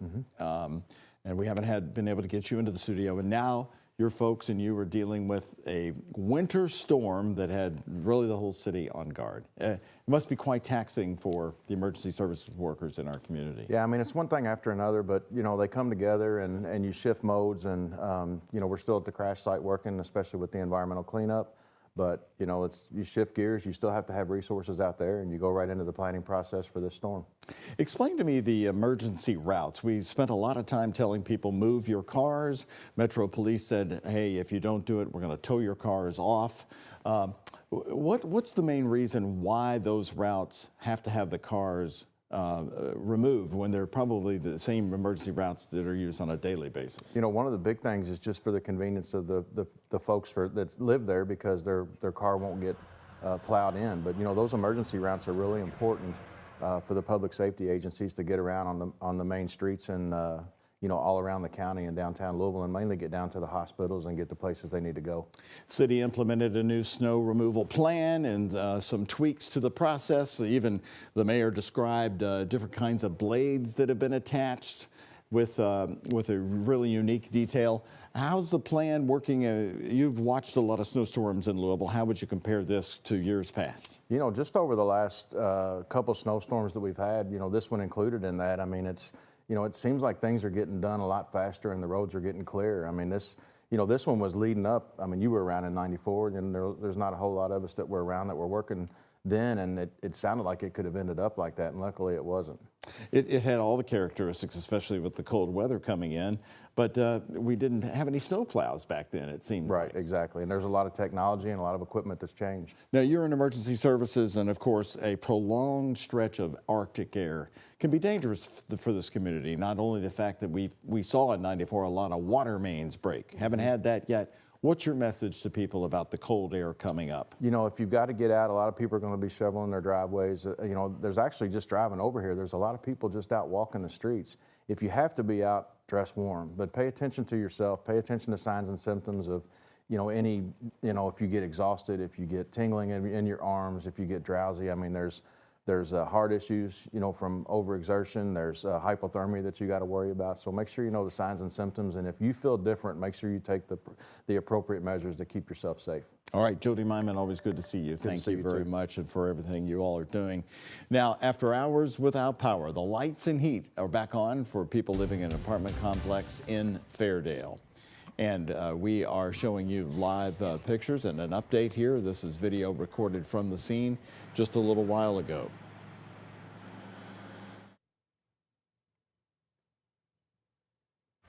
Let's go to WHAS 11's Ian Hardwitt.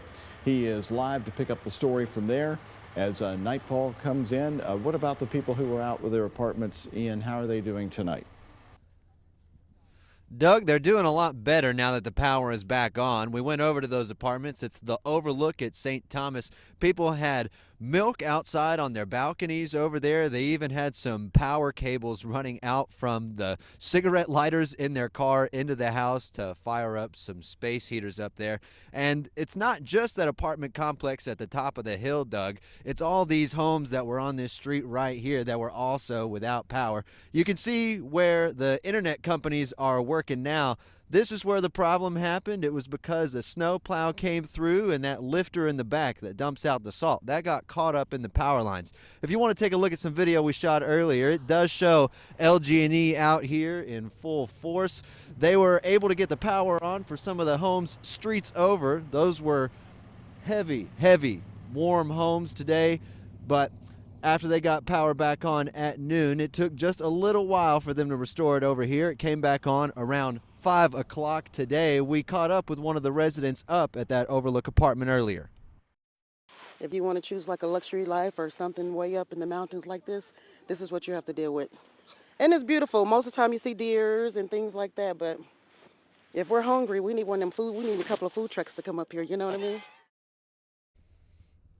She said that she tried to order DoorDash, but nobody was able to come all the way up there to the top of the hill. This is a road that does get plowed, even though it's not one of those emergency snow routes. That's because of how steep these roads are. They can be really dangerous if too much snow builds up on them.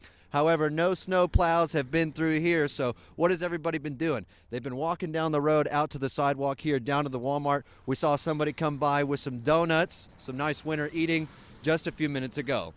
For now, I'm live for WHAS 11 News. Ian Hardwitt on your side. Glad that we can bring a good update there from South Louisville. Thank you so much, Ian. Now we WHAS 11's Reed Yaden. He is on the road right now. We've looked at US 22. Reed, where have you moved right now? And you've seen enough roads for the last couple of days. Give me your view on the snow removal, the new process. How's it been working compared to years past? I think it's worked excellently, Doug. We're on the expressway now, the Watterson or 264, heading westbound. We just passed Breckenridge Lane. Here is the road view, the way it's looking now. Look up, Doug. You'll be interested there. Look, some blue sky. That's a good sign. Okay. Traffic out here is a fraction of what it normally is. People have really heeded the advice of the mayor and others, stay off the roads. They did that. Now, as far as how the plan has worked, I think it's worked pretty good. We came along Bardstown Road, and those emergency routes, people moved their cars pretty much, can't say 100%, pretty much.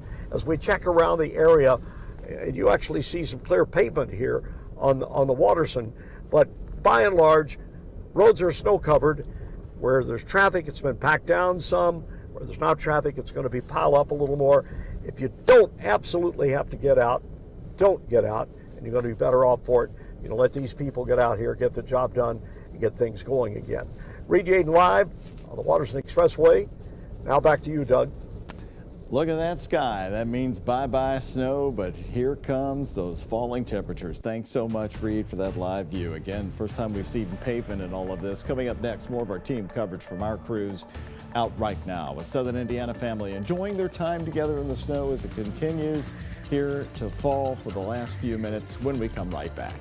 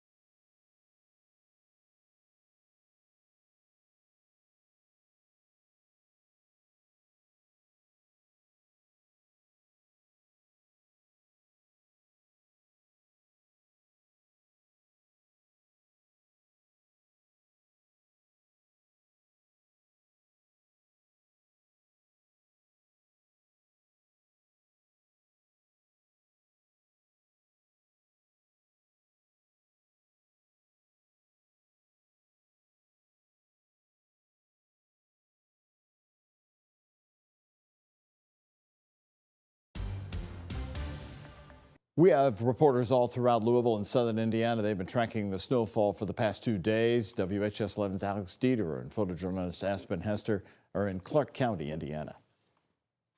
We're excited to wake up and finally get out here and try to have some fun today as much as we can. We always take advantage of this particular park because it has really good sledding hills, and we can walk here because we live in the neighborhood. This Jeffersonville family is taking advantage of the elements. Oh, I love it. No, I'm not a fan of the snow. While others stay split on the snow that's fallen across their town. To have our fun and then get it out of here. The streets of Jeffersonville have stayed pretty clear of cars. Besides the sights and sounds of snowplows that have been working 24/7 since the snow started coming. Yeah, I'm thankful nobody's on the roads at the very least. People are trading the roads for the Big Four Bridge. The one downside, though... The only bad thing is it's not good packing snow. So hopefully by tonight we get something where, you know, the kids can roll up some snowmen and actually have some good snowball fights, because I don't know if you've seen this. Yeah, he only said that because I tried to get him. He couldn't get me back. It just falls apart. That's not good snowball making. It's not good snowball making snow at all. And as we head to break, we're taking a 4-panel look at some of our Trimark cameras there. It does look like there is a disabled vehicle on the Watterson westbound, so we're taking a look at that. You can see the bright flashing lights near Taylorsville Road. Those roads still snow covered, but that snow has come to an end, and now we're talking about the extreme cold. We'll take a look at those temperatures coming up in our 7-day forecast. Here's a check of today's Kentucky Lottery jackpots. Mega Millions, $285 million. Powerball, $30 million. The Kentucky Lottery, funding education for over 1 million Kentucky students.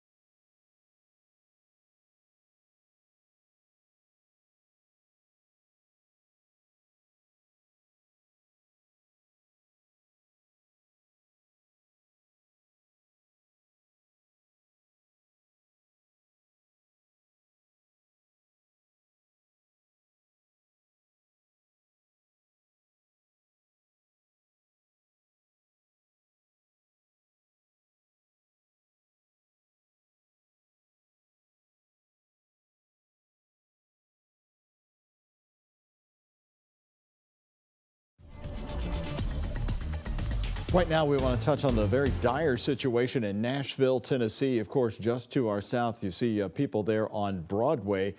This view coming to us live from EarthCam in downtown Nashville. But you may see some lights on your screen there. 200,000 customers are without power in Middle Tennessee.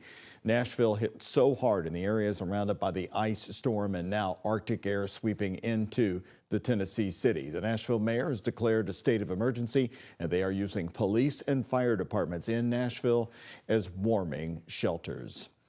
Chief Meteorologist Mallory Schnell joining me now to talk about the winter storm now will move out of Kentucky as it is right now. The snow has stopped. Reed just showed us the sky. First time we've seen the sky in a while. But then it's going to continue to cause problems as it moves up to the coastline. Oh, yeah. My brother lives in New York City. They're getting a whole bunch of snow right now. So that's continuing to roll off to the northeast. Ice is continuing to be an issue in the Carolinas, Virginia, and we even had severe weather. There were tornado warnings down in southwest Georgia today. I also have another friend who's a meteorologist in Orlando. They had a record high temperature of 87. So just the extremes all across the board, across the country with this winter storm. Taking a live look at some of our Trimark cameras here, you can see a lot of the roads still snow covered. The Watterson there at Taylorsville Road, the Lewis and Clark Bridge, 65 at Hospital Curve, a bit icy. Things though not looking too bad along I-65 near Lebanon Junction. Looks like there are some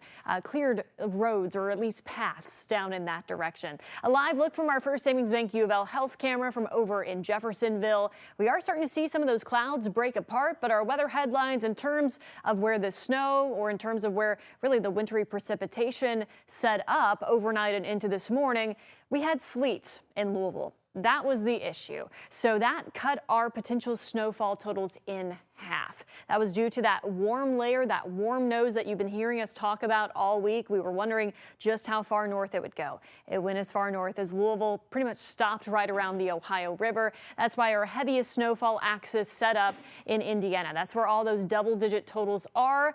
Ice storm then occurred in southern Kentucky down into Tennessee, as we just saw with Nashville. In terms of totals, more like 8 to 14 plus across the river, 4 to 8. That's pretty much what I've seen around the Louisville metro or so. And then along and south of the parkways because of that increased risk of sleet and ice, much lower totals. And we saw some of those reports in terms of sleet, ice up to 3/4 of an inch. That's crippling in spots. 1/4 of an inch is basically all that you need of freezing rain to really weigh down power lines and trees, cause tree damage, cause power outages. And that's definitely something that we saw in southern Kentucky. And really the axis of this ice went as far north. There was freezing rain in Lexington this morning. So we did luck out in Louisville and the fact that we did not deal with that. But that warm nose, that made all the difference. So that is not in place at the surface. We were all below freezing at the surface, but in order to have all snowfall, your entire column of air in the atmosphere has to be below freezing.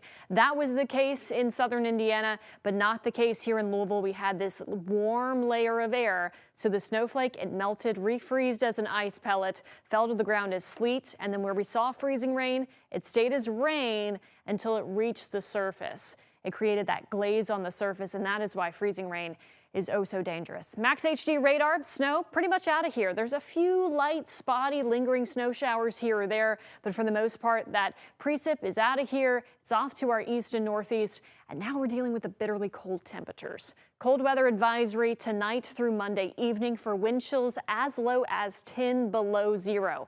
Beyond that, we have an extreme cold warning in effect. This takes us from Monday evening through Tuesday morning due to wind chills as cold as 10 to 20 below zero. Your 7-day forecast here, we're going to keep that weather impact alert Monday and Tuesday due to that cold weather advisory and extreme cold warning. Actual lows will dip down below zero, and then those wind chills, once again, 10 to 20 degrees below zero. So dangerously cold air there through at least Tuesday morning. Your 7-day forecast not looking to warm up above freezing anytime soon. Those highs stay in the teens and 20s with overnight lows in the single digits above and below zero. We could have a few light spotty snow chances throughout the week, but really the bigger weather story is the prolonged freeze that we have in place across Kentuckiana. We'll be right back after this break.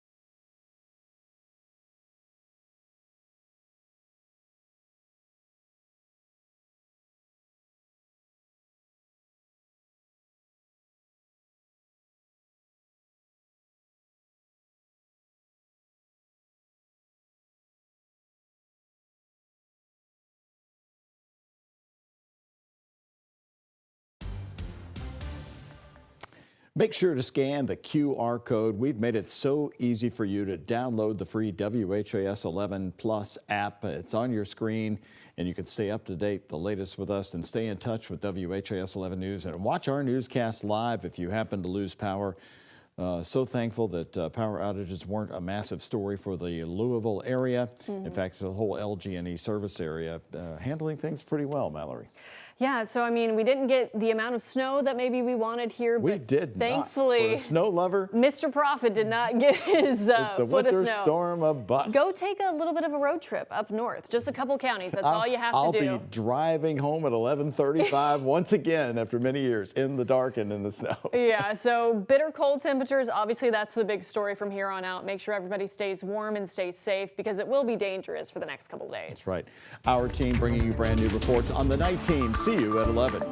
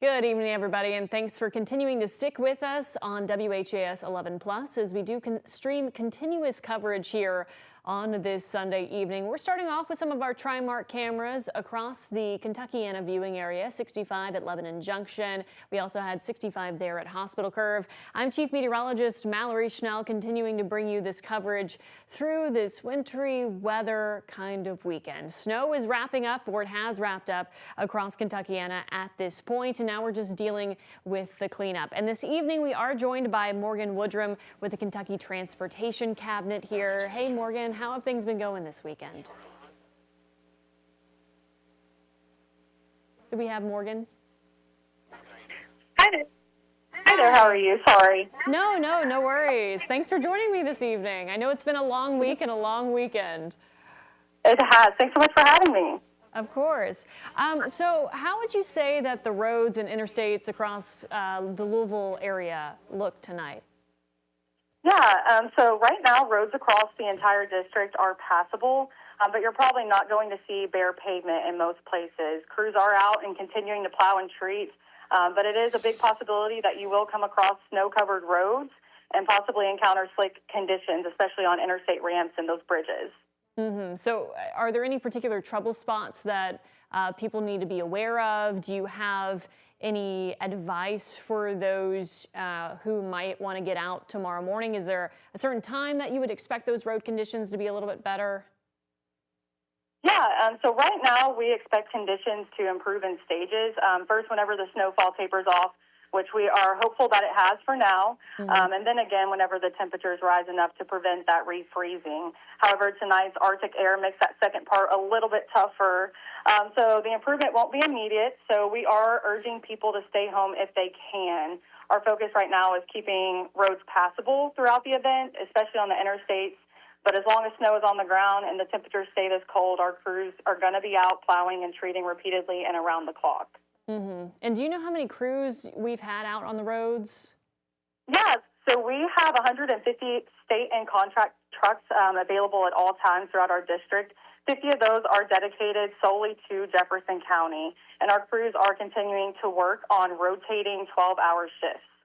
Okay, that's great. Yeah, no, we appreciate all their effort. I know it's tough when temperatures are this cold, and we've been hearing the mayor talk about, you know, the special kind of treatments they put on the road out ahead of time that had molasses and things.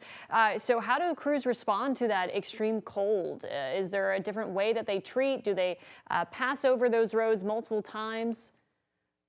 Yeah, good question. So one thing that I think is important to note is that whenever it is this cold outside, salt becomes less effective, which means that roads can stay snow-covered longer despite repeated plowing and treatment. So our crews are going to continue treating and plowing around the clock to keep roads passable. Okay, great, yeah. So any last words of advice, once again, for those who might have a little bit of cabin fever in terms of just, you know, taking it slow if they want to get out in the morning, you know, any kind of resources they can use to assess those road conditions before they try to hit the road? Yes. So right now, the best thing people can do is to continue staying off the roads unless absolutely necessary. We do know that that is not a possibility for everyone. So if you do need to head out, you can check real-time traffic conditions by going to snowky.ky.gov. And then if you do have to be out, please remember to take it slow. If you do happen to encounter one of our snowplow drivers, please give them plenty of space and give yourself some extra time to reach your destination. All right, thank you so much. That's Morgan Woodrum from the Kentucky Transportation Cabinet. Continue to stay warm and stay safe. Thankfully, the worst of the snow has wrapped up. Thank you. Thanks, Morgan. All right, now we're going to get a weather update. I'm going to toss things over to meteorologist Austin Evans and John Gordon in the Weather Center. Hey, guys.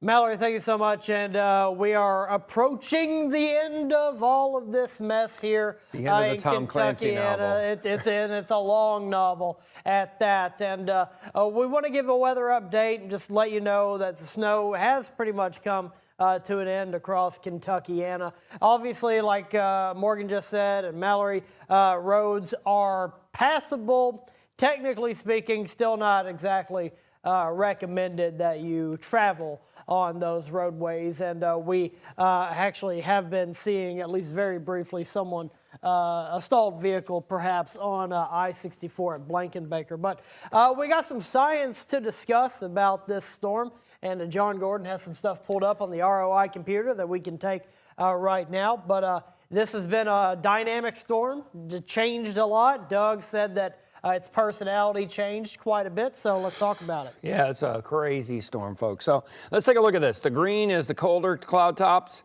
So I just saw, I was showing Mallory here a minute ago, there was a tornado in southeast Alabama about an hour ago. That's the from the same storm. From the same system. That's the stuff here down on the Alabama-Georgia line. So this whole moisture continues to pound up there. So if you have friends that are from Cincinnati up to Pittsburgh, New York City's getting pounded, this affecting New York. Look at all the states. You can just go through half the United States where this thing went. Now for us, what's interesting is on the backside here. If you go just west on that satellite imagery, that purple clouds that are on the west side of Paducah, over in southern Illinois, Missouri, down into Arkansas, those cloud covers will determine how cold it will be tonight. Okay, that's what we need. We want cloud cover. Cloud cover is your friend. In this case, cloud cover is definitely your friend. And actually, would the purple there, would that actually be the surface of the ground, not necessarily the cloud cover? Well, that part behind. I'm talking about the stuff that's right in here. These clouds here are moving. Oh, okay. And those clouds will be pushing through overnight that may help prevent the massive loss of all the radiation, all the clouds, boom. It'll be an insulating layer, and it's not something we'll have tomorrow night. Right. That's why we're forecasting below zero for tomorrow night's lows. That's why we will be under an extreme cold warning going into the it may be hard to see, but it's already cleared out in Arkansas and western Tennessee. So these clouds here are really key to see how low it goes tonight. My sense is we may be a tad colder than what we're forecasting. And then tomorrow night, if you look past Missouri up here in Iowa and Nebraska and Kansas, there's nothing. So tomorrow night, especially those folks, Campbellsburg, up into Paoli and Salem and Clifty Falls and Madison and Hanover, will definitely be colder. So let's take a look at some other things. So this is the Kentucky Mesonet. We'll look at temperatures first. All right, so there you go. Whether you're in Oldham County at 14, oh my gosh, Grayson's 14, LaRue's 16. So everyone is pretty much in the teens, perhaps down there at the Tennessee border, near 20 in Adair County. So let's look at some webcams. And I think you can learn a lot, folks, just looking at these webcams. Once again, it's free. Either on an Android or an Apple device. Let's take a look at these pictures. This is Franklin County.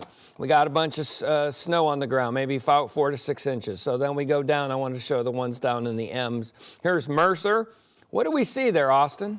That would be ice. Those are icicles right there. Let me just scroll you up. Yeah, there you go. So Thank you. Mercer There's County. 16 degrees. If you're listening in Harrodsburg right now, 16 degrees. And you've definitely had some problems with ice. Here's Meade County. They had primarily sleet. You can see that shiny layer on top. Let's go down a little bit and look at this one. That's ice. Metcalfe County. That's just a hair outside of our area, but that is right near Greene and Adair, and that's probably what you're seeing. Yeah, that's that accretion layer that we were discussing yesterday. It's not that's not a term that we discuss all that often. I actually needed you to explain it to me. I had to be reminded. Yeah. That is a covered. That just shows you what's going on down in the south. So let's look at some others down there. Here's Russell County. Oh my gosh, ice. More ice. That's right next to Adair. The Adair one is more in the northern part of the county. That's an old picture, so that's not very helpful. It might not have power right now. Oh my gosh, Allen, right near the border, ice. There seems to be a theme here. You know, one of the things that the weather team here really tried to focus in was this devastating, crippling ice storm, which was well forecast. The sleet ate our snow, so to speak. It's kind of like the dog ate our homework. But here's Lexington. You can definitely see more of a shiny appearance. That's freezing rain and sleet on top of snow.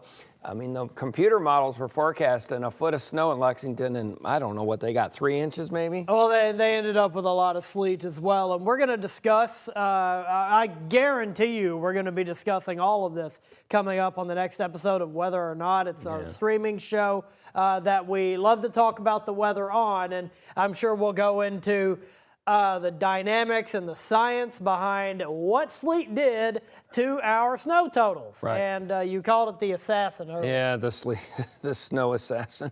All right, there's Lincoln County. Stanford, that's just next to Adair County. There's 17 degrees. That's ice on the top of the camera. Are we still not measuring any wind speed anywhere? Oh, yeah, we can do that. That's right. Thank you. So this is one of the tools. This is a strange tool, but this is a way for the weather people to handle. If you see lines that are not in the blue, that probably meant the sensor froze in some capacity. A lot of them aren't reporting any wind. There's a lot of zeros. Not a zero. Which means they're frozen. the thing that spins, we got one under here. Your anemometer is frozen. It's a moving part. There's very few moving pieces in a weather station. Right. That's one of them that does move, and when they freeze over, they freeze over. So let's take a look at more of our counties, our viewing area. That's an old picture in Greene County, unfortunately, so that's not very helpful. Bullitt County, definitely you can see that's sleet. No doubt about it. You can probably confirm that if you're in Shepherdsville, Mount Washington, there on the Salt River.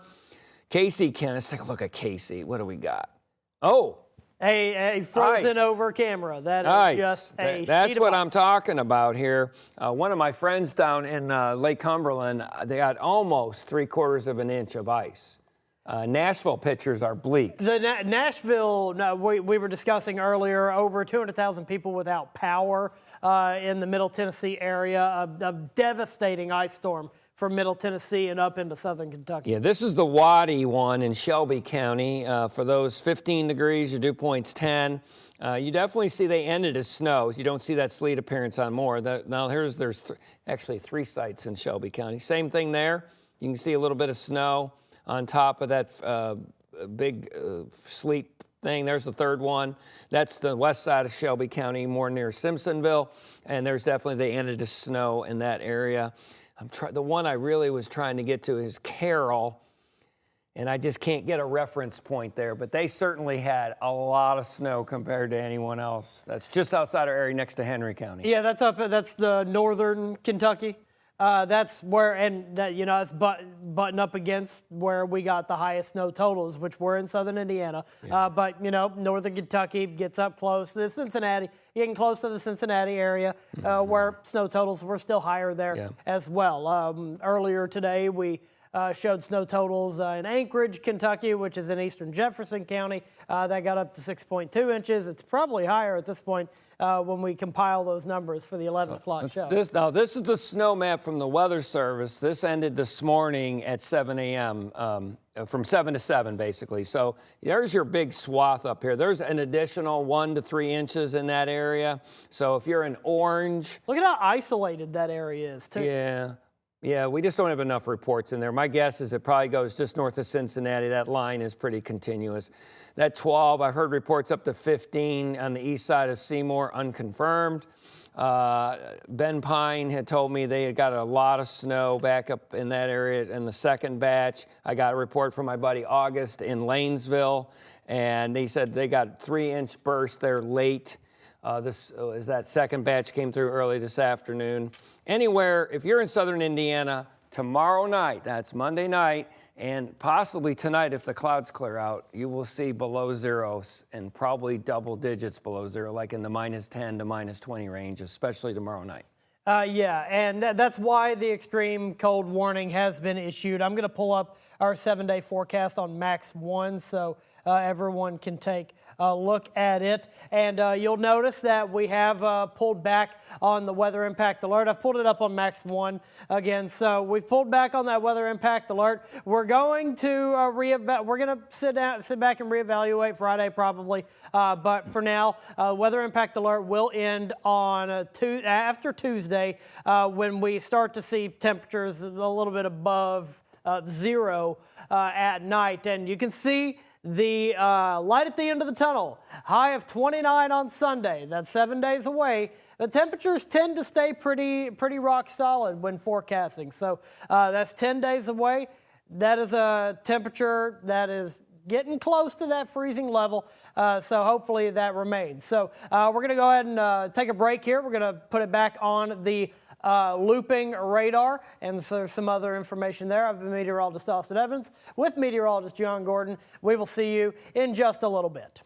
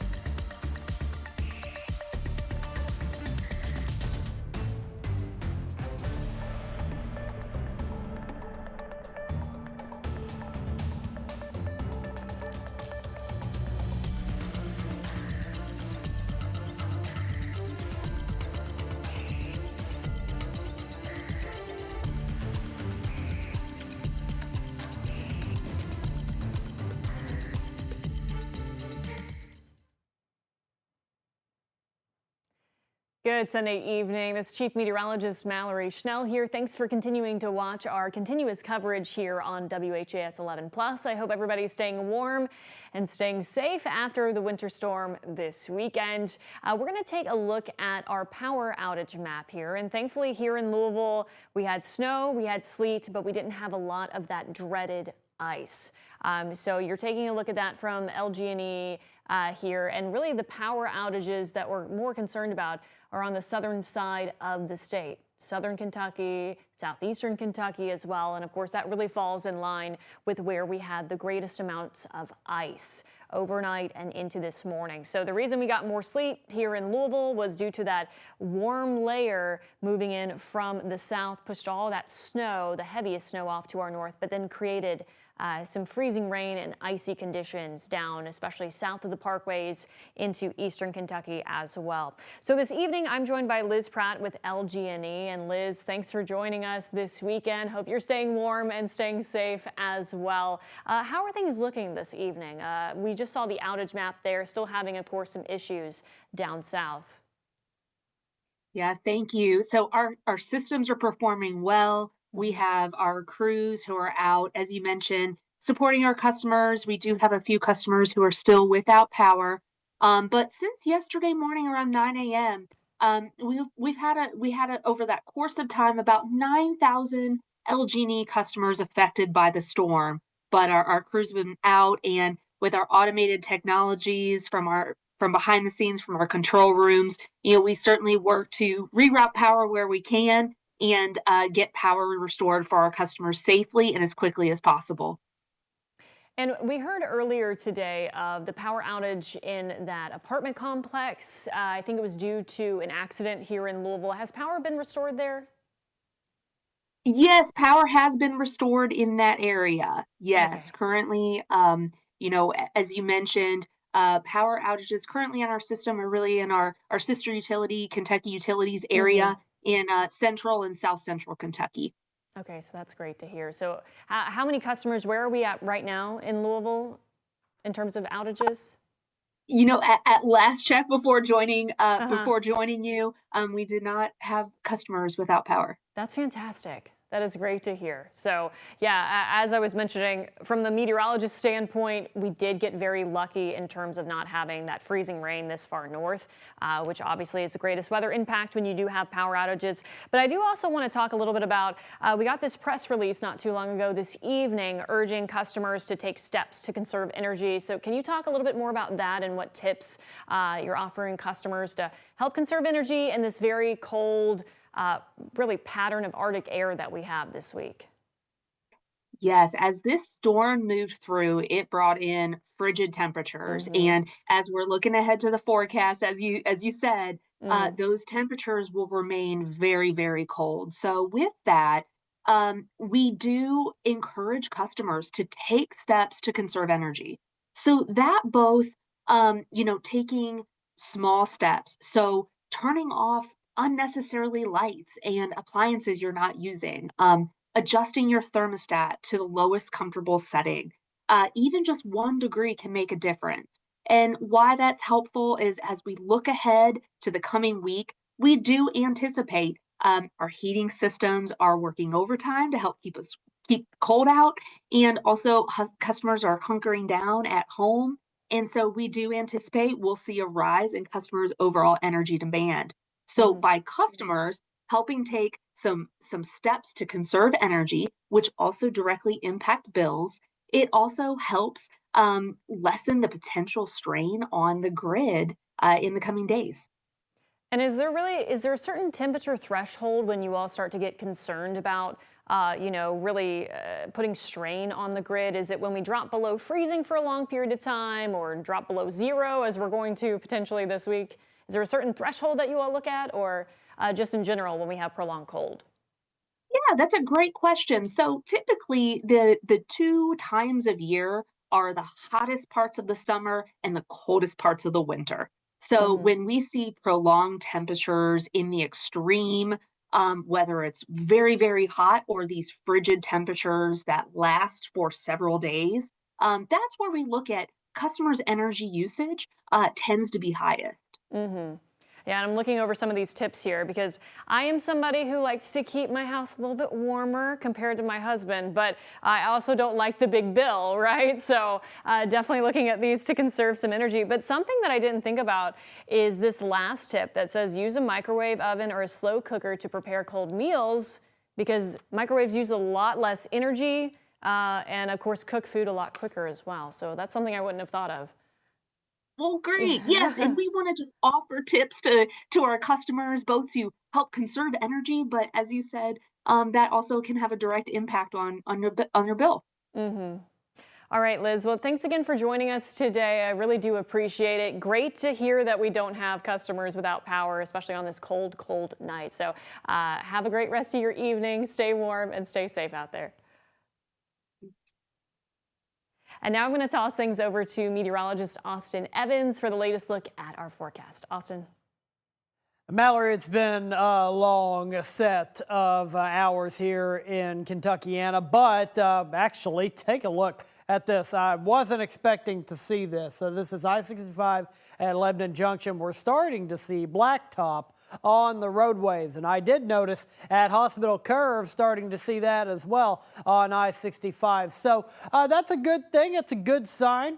Not seeing it on 264 at Taylorsville Road, the Watterson, but all in all, as was discussed earlier, we're seeing the roads passable, but not necessarily good. We still recommend everyone stay home. But this is a situation, that sleet cut into those snow totals, as John Gordon said earlier. Sleet was the snow assassin, and I'm sure we're going to discuss this in heavy detail coming up on whether or not later this week. Heavy snow in Indiana, of course, an ice storm in southern Kentucky, where that ice really became pretty detrimental. Here are the totals from this winter storm, and of course the northern zones of Kentuckiana got the most of the snow.